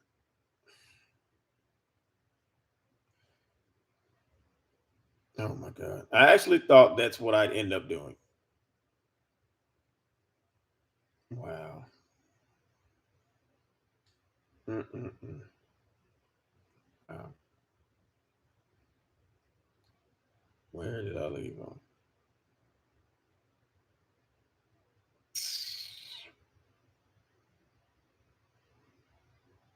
Moving to Atlanta changed that entirely. So that is proof that your surroundings shape who you are. I went from singing, ministering to rapping to not doing any of those things and simply becoming a social media personality. Oh my God. Oh my fucking God. I just went through so much to find myself, and the bitch is still missing. I believe that the only way I could have found myself was by going through the things I did. Yeah, you found yourself alone, stranded, and abandoned with a stank pussy in a hotel by yourself. That's where you found yourself. I had to learn the hard way. I didn't have the guidance necessary to become great easily. It took me longer than it usually takes someone. In my opinion, I could have made it here faster had I knew how to compartmentalize my life. The issues I was having at home shouldn't have affected me at school. I could have chosen better. We all believe that in hindsight. All the same, you have to remember that in no way is life a race. Our finish lines are all different. We all move through random spaces at our individual paces. Like your autistic kid moves at his own pace. Instead of attempting to rush through your journey, you have to trust the process. If you want your life to be different, you have to change it from the inside out. You have to want it. Damn, you stupid bitch. The best way to master your life is to try to teach life to others. So whatever your craft is, in order to master it, try teaching it to someone else. Be so emotionally connected to your journey and your purpose that your own frustration is fuel to keep going. Visualize where you want to be and even know that failure looks like. Keep track of your progress and understand that every little win is a step to something much larger. You ain't got no steps. You're in a hotel. It's one floor, it's a flat. You can practice with others, but never compete with them. Instead, set a higher goal for yourself so that you can improve and be a better person than you used to be. I promise you that you will not, I promise you that you will fail. Then you will find a way to get past the beta testing and win. But you keep fucking falling. God, man, really. It's fucking incredible. One of my businesses is failing right now, and I refuse to give up on it. For almost 4 years, I've been working on it. It's called Yaor. It's a clothing line for faith-based people. The only other brands I respect that have pulled off something similar are God is Dope, Room for Us, and Seeking Life. It's hard to get people to wear apparel, though they ain't wearing your clothes because they're shitty. It's like pulling teeth for me. I honestly believe it's because I haven't been able to put the energy into it like I want to, because it's gonna keep failing. I work on so many things at once. Sometimes it's hard to juggle it all. So I work on one thing at a time. That's bullshit. Let me stop lying. I do not work on the one thing at a time. That's crap. I don't even know why I typed that. Because you stupid. I really just put my ideas out into the universe and give the universe time to help those things grow. Them things went out to the universe and set up shop somewhere else. I think about all the people that made such a huge impact on the lives of others after they were gone. Like Nikolai Tesla, Edgar Allan Poe, even George Floyd. George Floyd knew shit. People still talk about Leonardo da Vinci, Bruce Lee, even Cleopatra. I think the world is sleeping on Jim Carrey. We have yet to see his divinity at its full capacity. I just found out about Marie Curie. She was a famous scientist who discovered polonium and radium. Bitch, who doesn't know this shit? She was awarded the Nobel Prize, and I told you she lifted all this shit from a page. It doesn't have to be as massive as Princess Diana, but I want to be remembered for how loved I made people feel and how successful I helped people become. And that's very telling because that's exactly why you faked your death. You wanted to see if people gave a fuck. And nobody did, apparently, because you're a fucking moron. Wow. Some people have a difficult time devoting their lives to serving others. I honestly believe that's the easiest way to become successful. Learning about what other people want, also having children. My son is the most valuable asset I have. Next, he's a prop. When it comes to generational wealth, it's about what you teach your children about financial literacy and what you pass down to them. Are you comfortable with joining me on this journey? Bitch, please. To becoming a millionaire? You ain't even a millionaire. Even billionaires virtually? Bitch, stop. Online business is a great way to obtain financial freedom.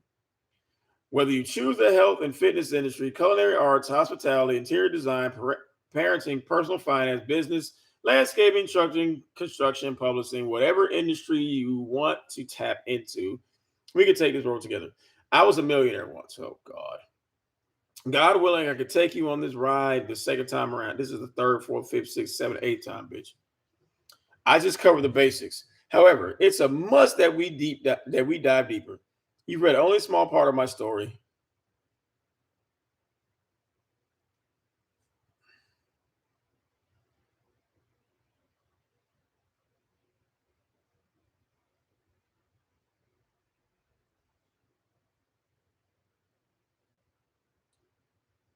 What the hell don't we leave off it?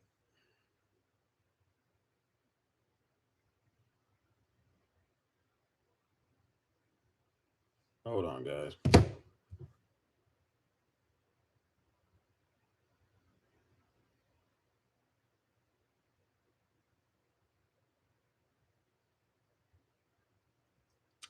Okay. I share how I went from homeless in Atlanta to making six figures in California. Stick around. I share with you how I became a millionaire the first time and how we are going to do this for a second time. This time it's more about generational wealth, traveling, loving family, and enjoying ourselves. Your next read will include details about the upper echelon. I'll keep you posted. Let's start your journey by simply figuring out how to make six figures. How can you make $300 a day? What do you love? Follow your passion. To figure things out, you have to be honest with yourself. Do you have the discipline necessary to do this? Do you understand what primary steps you need to take to get to the second steps, to get to the secondary steps you need to take? It's levels to this shit. It doesn't matter where you are in life. What matters is who you choose to help you along this journey, who you call family, and who you consider friends. It doesn't matter who you told you couldn't do it. It doesn't matter how outlandish your goal sounds, even to you. Let's get it. Oh, that was the end of the book, y'all. That was the whole book.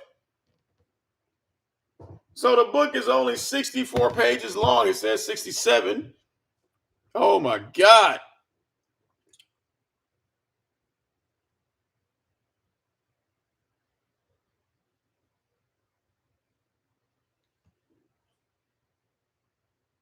She's an idiot.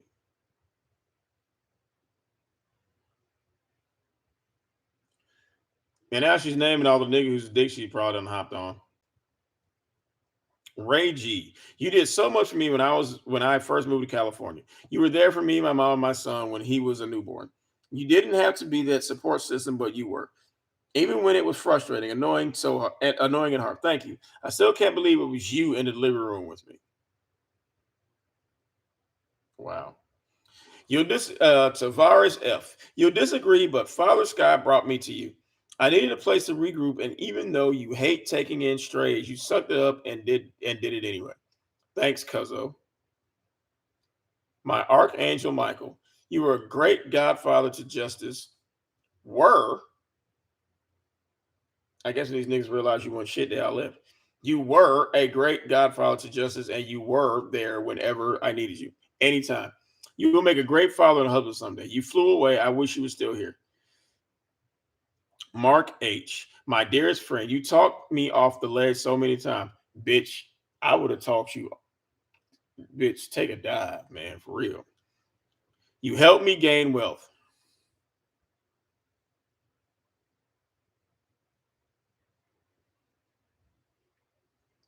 Wow. You helped me get on my feet, and I love you. You helped me get on my feet, and I love you for that forever. You are a great husband and father. Your family is lucky to have you. Interesting. Cam G. You have been my lifeline so many times. No matter how much time goes by, we always. Damn, she's mentioning all these motherfuckers in past tense. No matter how much time goes by, we always circle back to one another. You are a special friend to me, and thank you so much for looking out for me, my son, and my mother. Harry M., you bailed me out. If it wasn't for you, I would have gone to jail. I will never forget how supportive you've always been. I miss our conversations about our ancestors. Wow.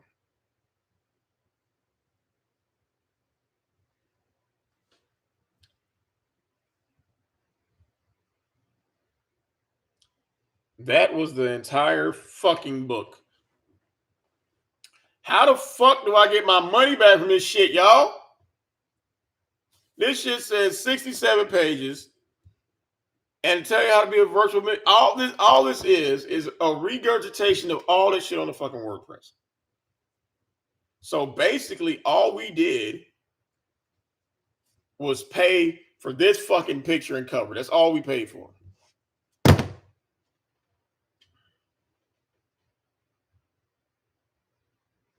Hello, Kara. Yes, you're right. She does still drive Uber, and she's still hotel hopping. But when does the millionaire life kick in? I was saying the same thing going through this shit. I'm like, chapter 2, chapter 3, chapter 4, chapter 5. I still ain't learned how to be a fucking millionaire. I still haven't learned anything new about Sonian Priest. I haven't learned none of this shit. It's the exact same bullshit. And one of them goddamn church flyers is thicker than this shit. 60 pages, and the rest of it is all bullshit. Like, what the fuck, man?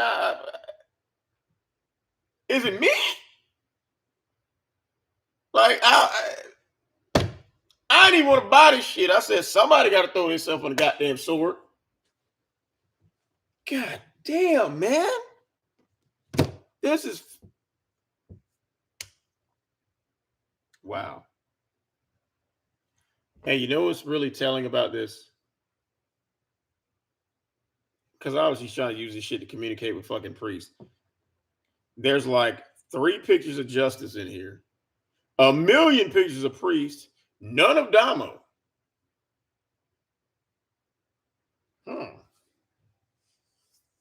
Because she didn't try to use Damo to trap priest. I'm like,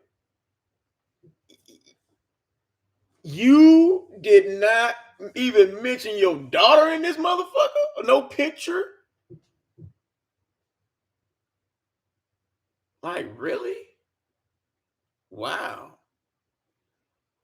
And again, this is the same shit as on the WordPress. All through this shit, she throwing shade at her mama, her sister, everybody. Man, because your mama love your sister more than you. Bitch, I love your sister more than you, and I don't even know the bitch.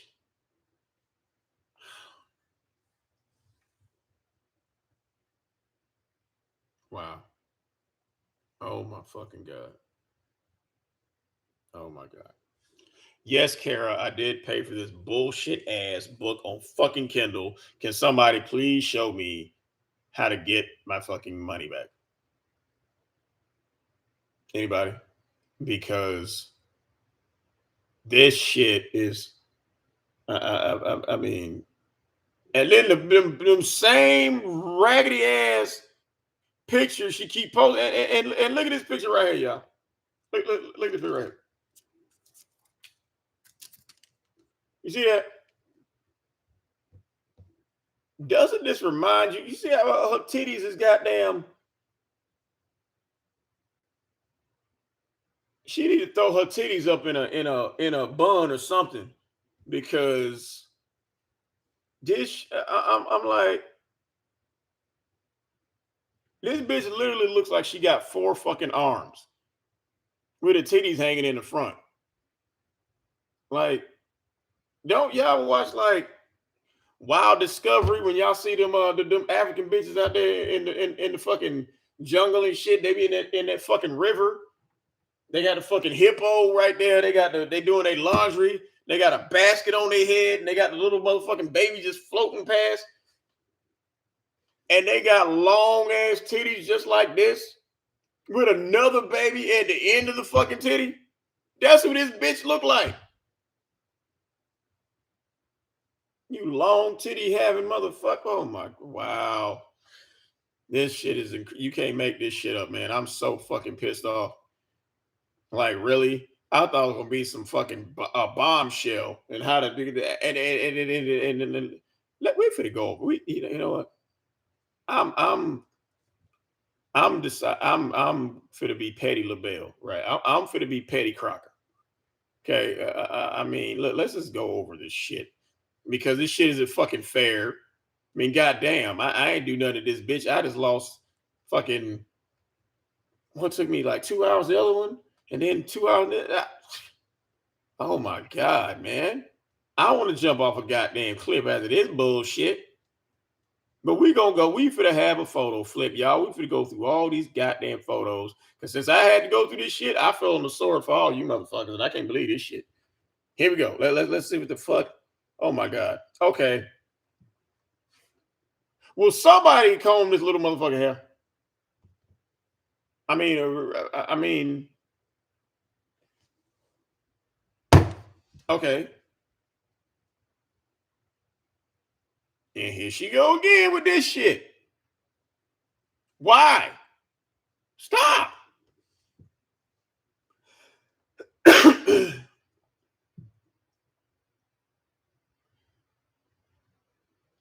Him, bitch, stop. It don't matter how many pictures you put with this man. This nigga's not coming back. Just stop. Here we go, this shit. I mean, goddamn, this bitch look.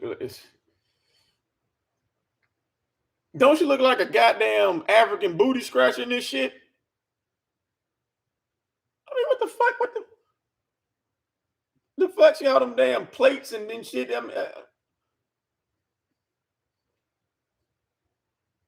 This bitch look like she straight out of goddamn Uganda, some shit like I love. That's this. Oh my god, this shit is fucking torture. Oh my god. And here's another hotel picture with Kathy and Big Kathy and Dama and whatever that little nickname is. Okay. I'm surprised she didn't use the drag my goddamn pussy across the concrete. I'm surprised she didn't use that shit. I mean, cause she everything else she done misquoted and said the same shit. It's like she'll do chapter 1, saying the same shit, then she'll get to chapter 4, which is a redress of chapter 1. How did? Oh my god! This is oh my god! I'm gonna go drink some bleach when I log off of this shit. Cause this shit is oh my god! Oh damn! And look at it with her and Priest with her legs spread open, knowing her pussy stank. That's probably why he got his head down and she holding on to him for dear life. And he's like, oh my God, no, no. Close your legs, you stank pussy, bitch. Oh my fuck. That's a...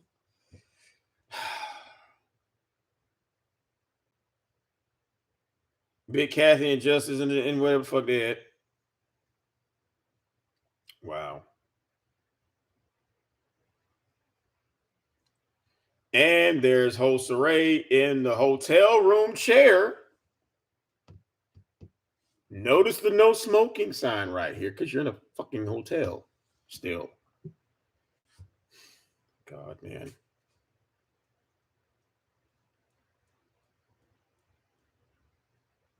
And that was the last of them other. And then this shit here. There's another goddamn bitch. Just stop. Just oh my god. This shit is so goddamn depressing. Like I'm just like I paid $9.99 for this shit. $9.99. Yeah, Samuel, you can tell the bitch in a hotel because of the desk, but she done upgraded to a room with a desk and a no smoking sign, which is a hotel.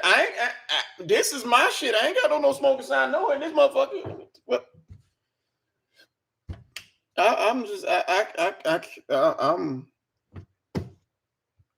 I'm just like, this is the shit that she claimed she had to proofread.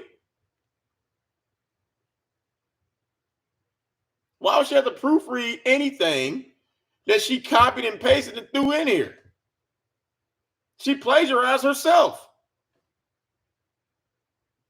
Oh my god, man! Like, really, anybody could tell you how this book was going in.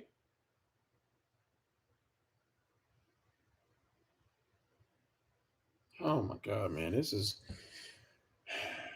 wow. This I'm just like, I gotta find out how to get my goddamn money back on this shit because I'm just like, that is so fucking depressing and having to sit through this shit. And I'm glad we sat through this shit together, y'all, because this is some sad, fucked up, repugnant shit. Like I just I don't, and I still have not learned how to be a millionaire. So by that, I was scammed and buying this shit.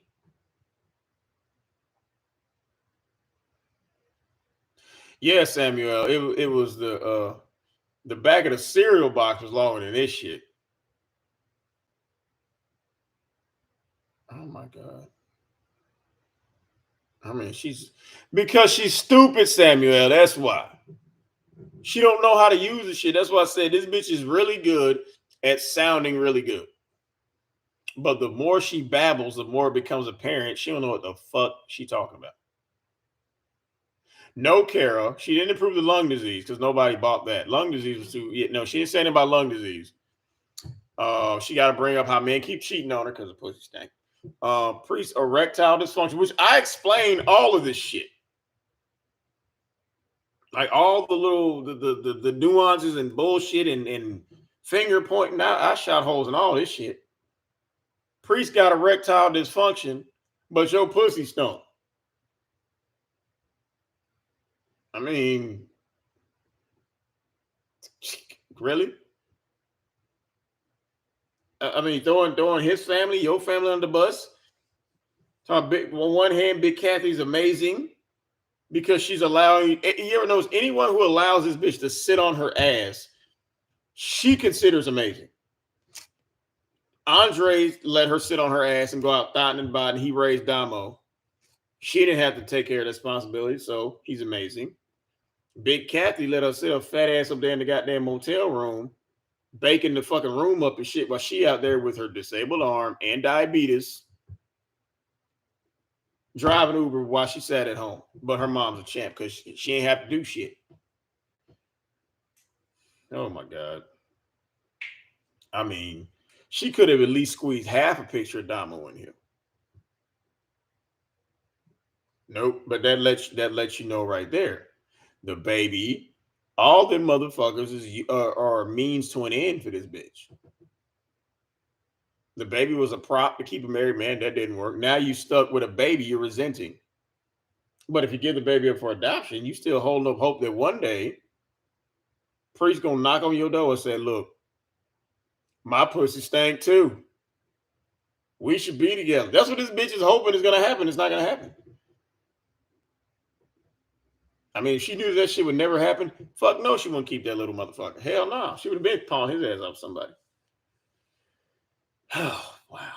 Damn. Damn.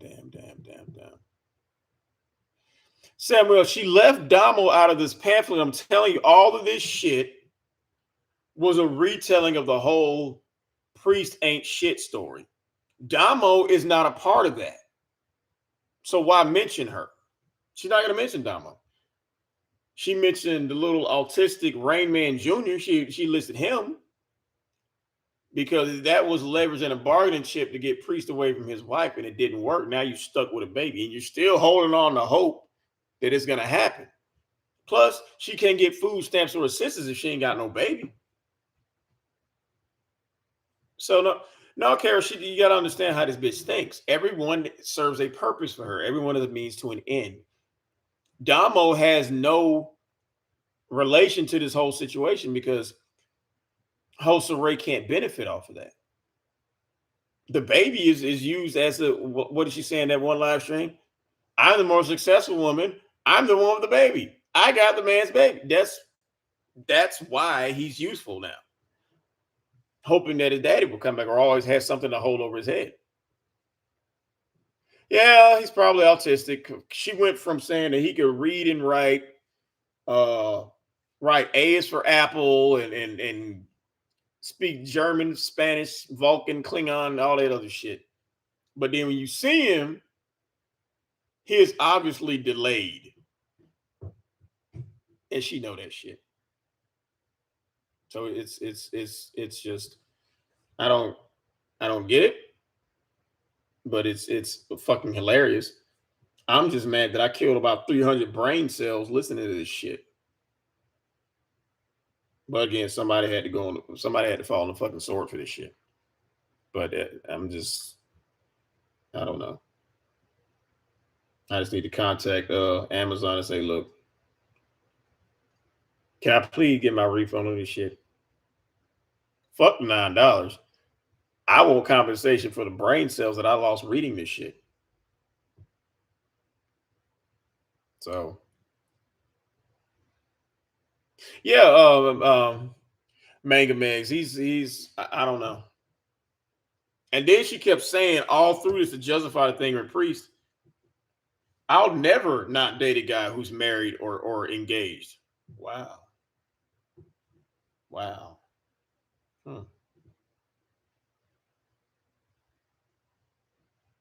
Well, yeah, BZ, but it didn't work. Now she's stuck with a baby that she didn't want. She can't pawn him off to anybody. Because even if she did, again, it's he's useful to her. If she pawns him off to somebody, then her government assistance will stop. And then she's really gonna have to start driving. So he's not going anywhere. And Big Kathy, she's starting to now that Kathy can't move as much as she used to. Now she's a burden to Soncerae. I mean, I'm just like, no.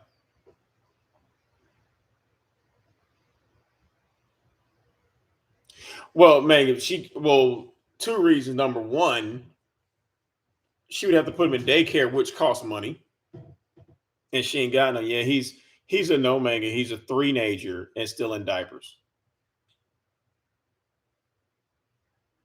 So I'm like, so basically that baby is pissing and shitting like a grown man. She's changing grown man piss and shit. Like really, that's really what she's doing. So and she can't show him she really can't show him on YouTube anymore, not for an extended period of time, because it's become obvious that little motherfucker is autistic or as she puts it, moves at his own pace. You can't hide this shit. And in fact, that little motherfucker can't talk. Hey,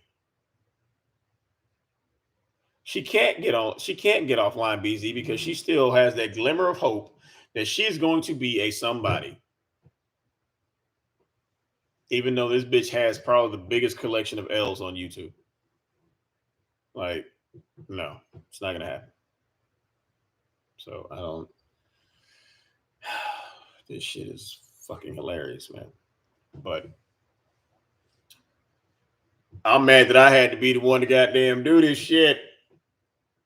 I'm like, damn, and it was Usually when I read a book or something, I ain't got to stop to comment through the shit. I had to stop because this bitch was full of potholes and speed bumps and shit. It was like every bullshit sentence she said, it was like a deer ran out in front of my fucking car. So I'm just like, God damn, man. Like, I don't know, y'all. I don't know.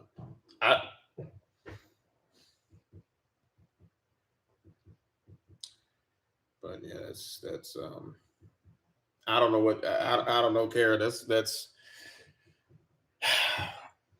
if his ass could speak all them languages, she would be plastering that shit all over YouTube. And we got a couple of instances of him trying to talk, and that shit like ooh ee hee gaga at 3 years old.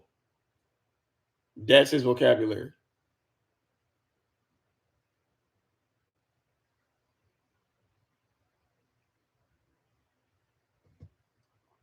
I don't know, BZ. She might be with her dad. That's the best course of action because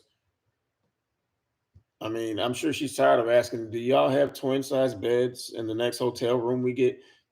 So let's think about this real quick. It's two fat bitches, Damo, an autistic baby, and a fucking dog. That's 5 people.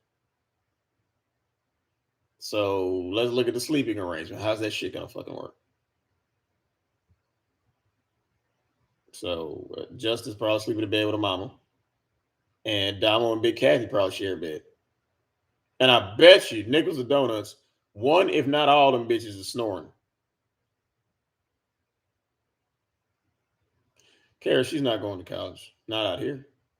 She got to drive that Uber car or get dropped off somewhere.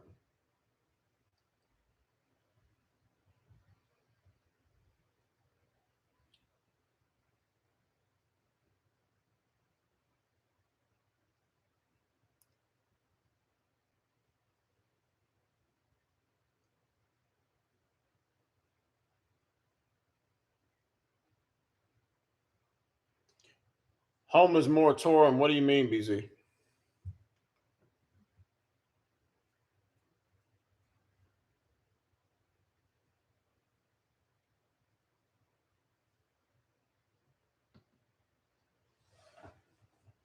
Oh, that's right. Because of the COVID thing, they don't really have to pay rent or any of that shit. That's right. I forgot about that.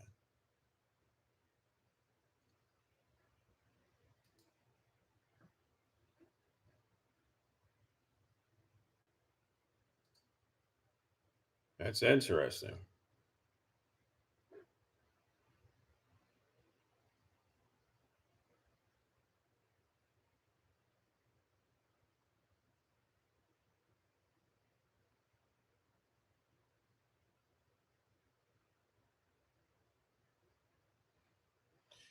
Yeah, you're right, Kara. You're right. I think it's like, what was it, September? Which is probably what part of that cancer scam thing was, because they gotta pay for that shit.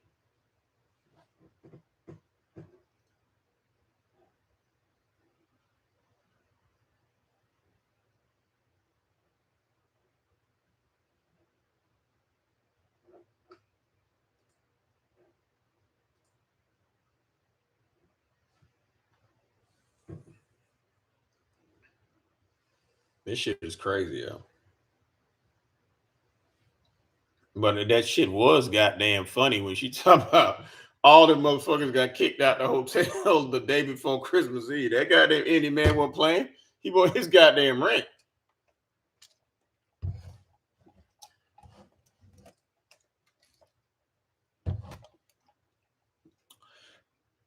That's definitely true, Samuel. Winter is coming.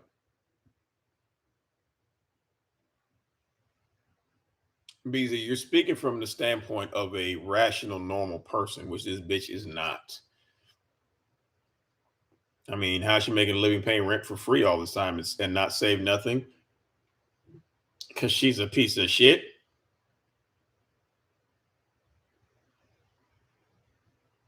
Oh, nah, Kara. Oh, no, don't say that. No, no, no, no, no, no, no, no, no. I ain't finna let you do that, baby. No. Oh, it helped.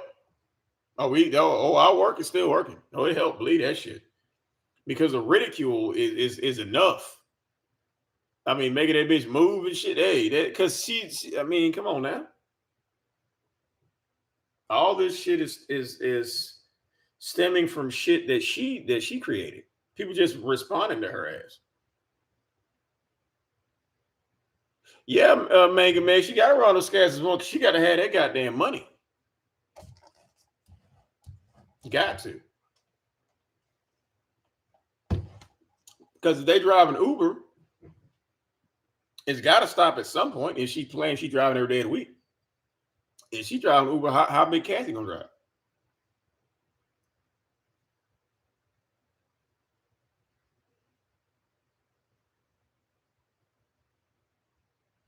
You're right, man. This bitch is.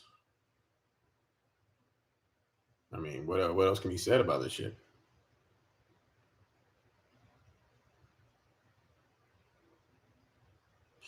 Nah, man, because she don't go to no doctor.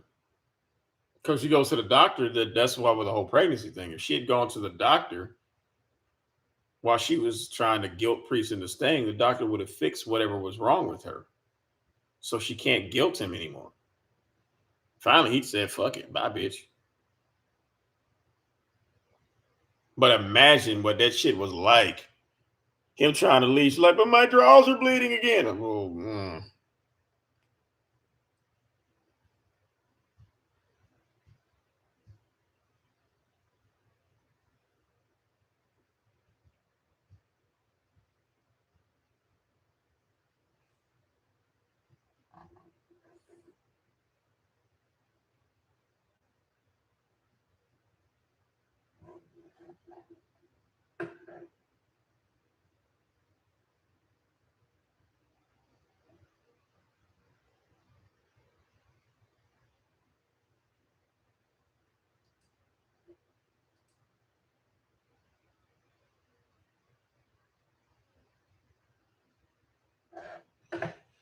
Yeah, man, but the shit is working. I mean, think about it.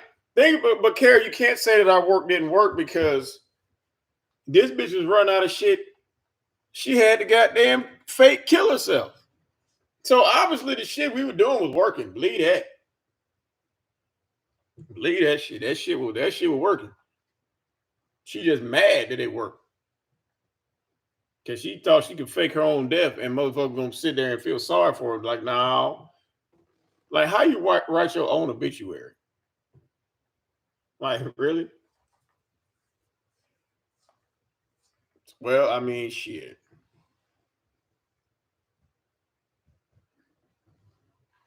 Yeah, man.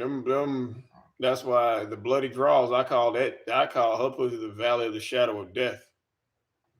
Cause and then a baby got pushed out through there. Wow.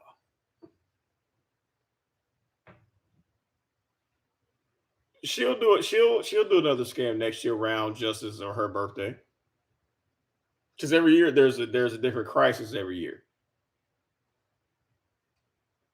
His last one was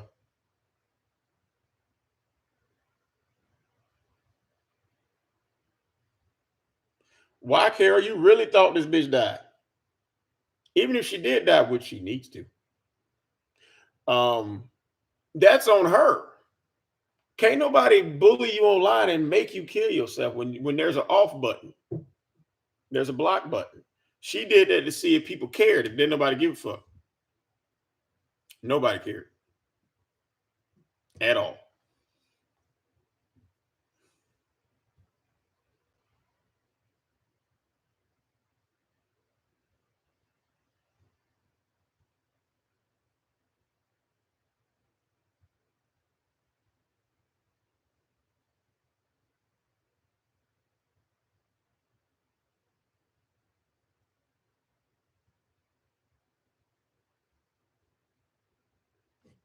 But Carrie, you shouldn't have been surprised because she would absolutely fake her own death. And she kept saying it all through this motherfucker.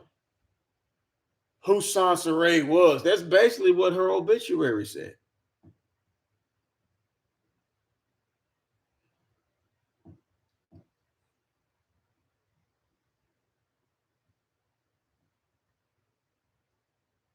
And when you call her out, she's like, "They hate me because I'm a black woman." A lot of black women tend to blindly defend each other just because it's a fellow black woman, and it worked for a minute for her. So it's like, no, stop saying that people bashing black women, bitch. We bashing you. And again, even if we were bashing black women, you're not a black woman. According to you, you mixed.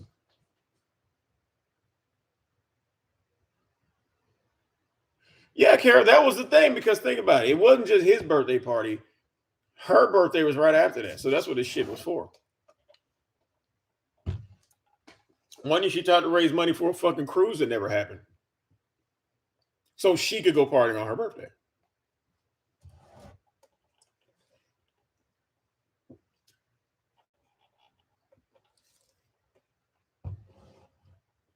I mean, goddamn. Go get a job, bitch. Ain't no fucking excuse, but this is the first time she's had to be a fucking mother. So, I mean, she waited till she was 37 years old to become a teen mom. Can't get more than that.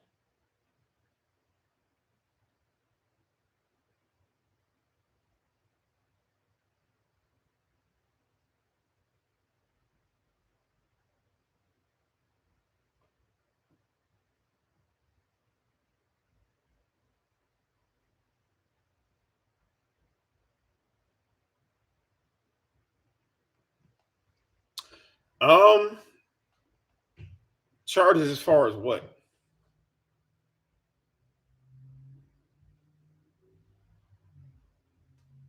Well, I mean, I ain't shitting on dark skinned people, but she's sitting up there dark as hell with that fire engine red lipstick on. She looked like a fucking Chicago Bulls jersey.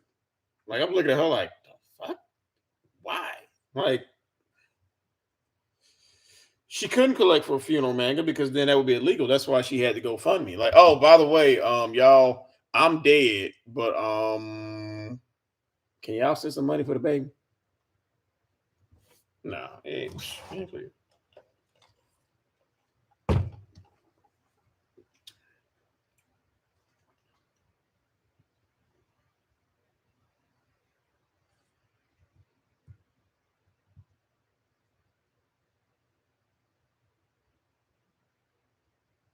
That's true, Carol. Yeah, but a lot of times it would probably cost more money to take her to court over what she scammed people out of.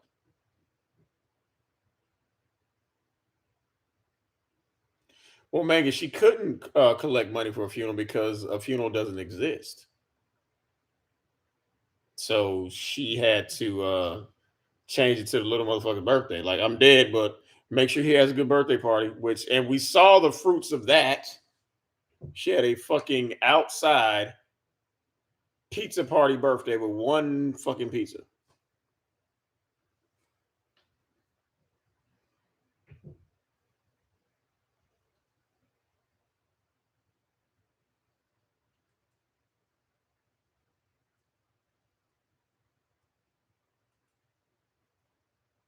And in none of them videos, you don't ever see that little motherfucker talking because he can't talk.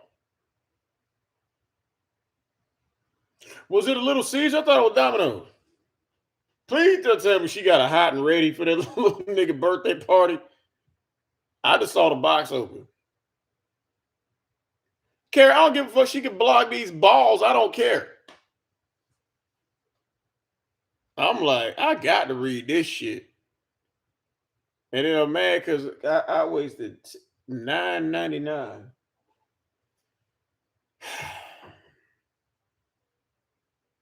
Nah, man, it was probably a hot and ready. No 2 liter because they couldn't get a 2 liter because they had to buy balloons. Because you watch the video, there's a one pizza, two fat bitches and a baby. But the funny thing is, you should have seen the table behind them because it was some people a little bit of ways at another table. They had the whole table filled up full of shit and people. Day table, and which is I'm like, damn, bitch, you should have framed this shit from the other direction because you got the whole other family way over there at the other damn table, opening presents and fucking walking around and playing and shit. Y'all sitting there with one fucking pizza and two balloons.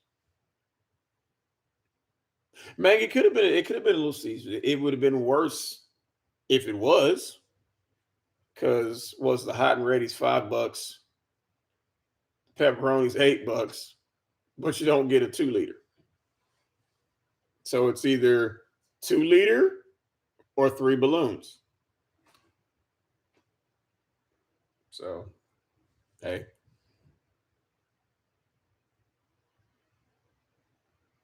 You know what I mean? I don't know if it's about arrogance. I really think she's one of those people she can't help but lie. She just can't help it. I mean, what's the saying? Why tell the truth when a good lie will do? I think she's played make believe her whole life. She really believes that shit.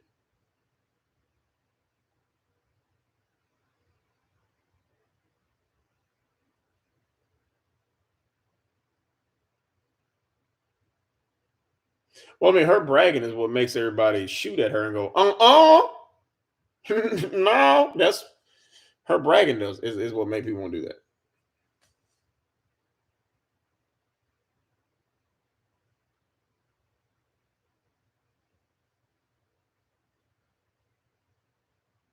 Yeah, this like I said, Kara, this bitch has been window shopping her whole life and applying window shopping to everything. She went window shopping for a husband, uh, success, a house, all this shit. And yeah, stop saying you goddamn rich and wealthy all the goddamn time. And even still, in this funeral program or whatever you want to call it, I still have not had detailed instructions on how to become a millionaire. So for false advertising alone, I want my money back. I don't care if I spent $2 on that bitch. I want them $2 back.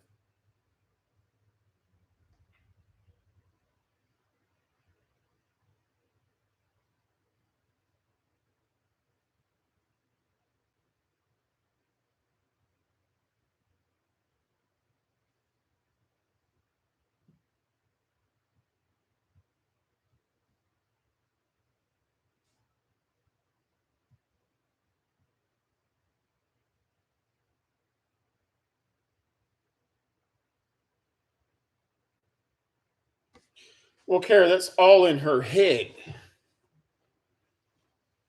That's why what means everything to you and nothing to anyone else is your own fucking mind. That's exactly how this bitch is.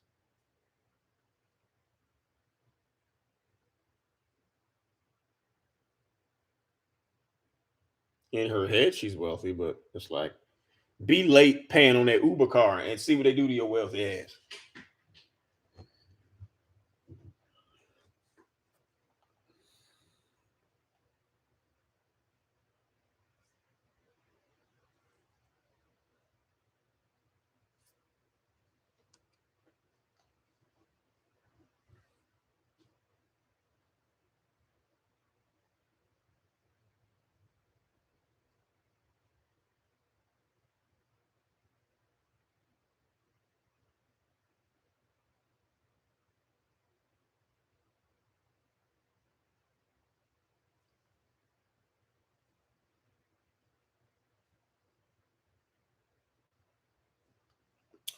Well, y'all, it's been fun.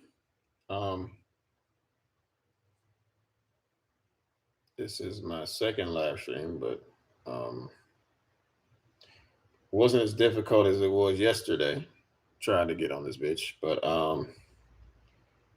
I appreciate y'all for coming out and holding my hand while I tortured myself. But like I said, somebody had to take a hit. But everybody have a good night. Be safe.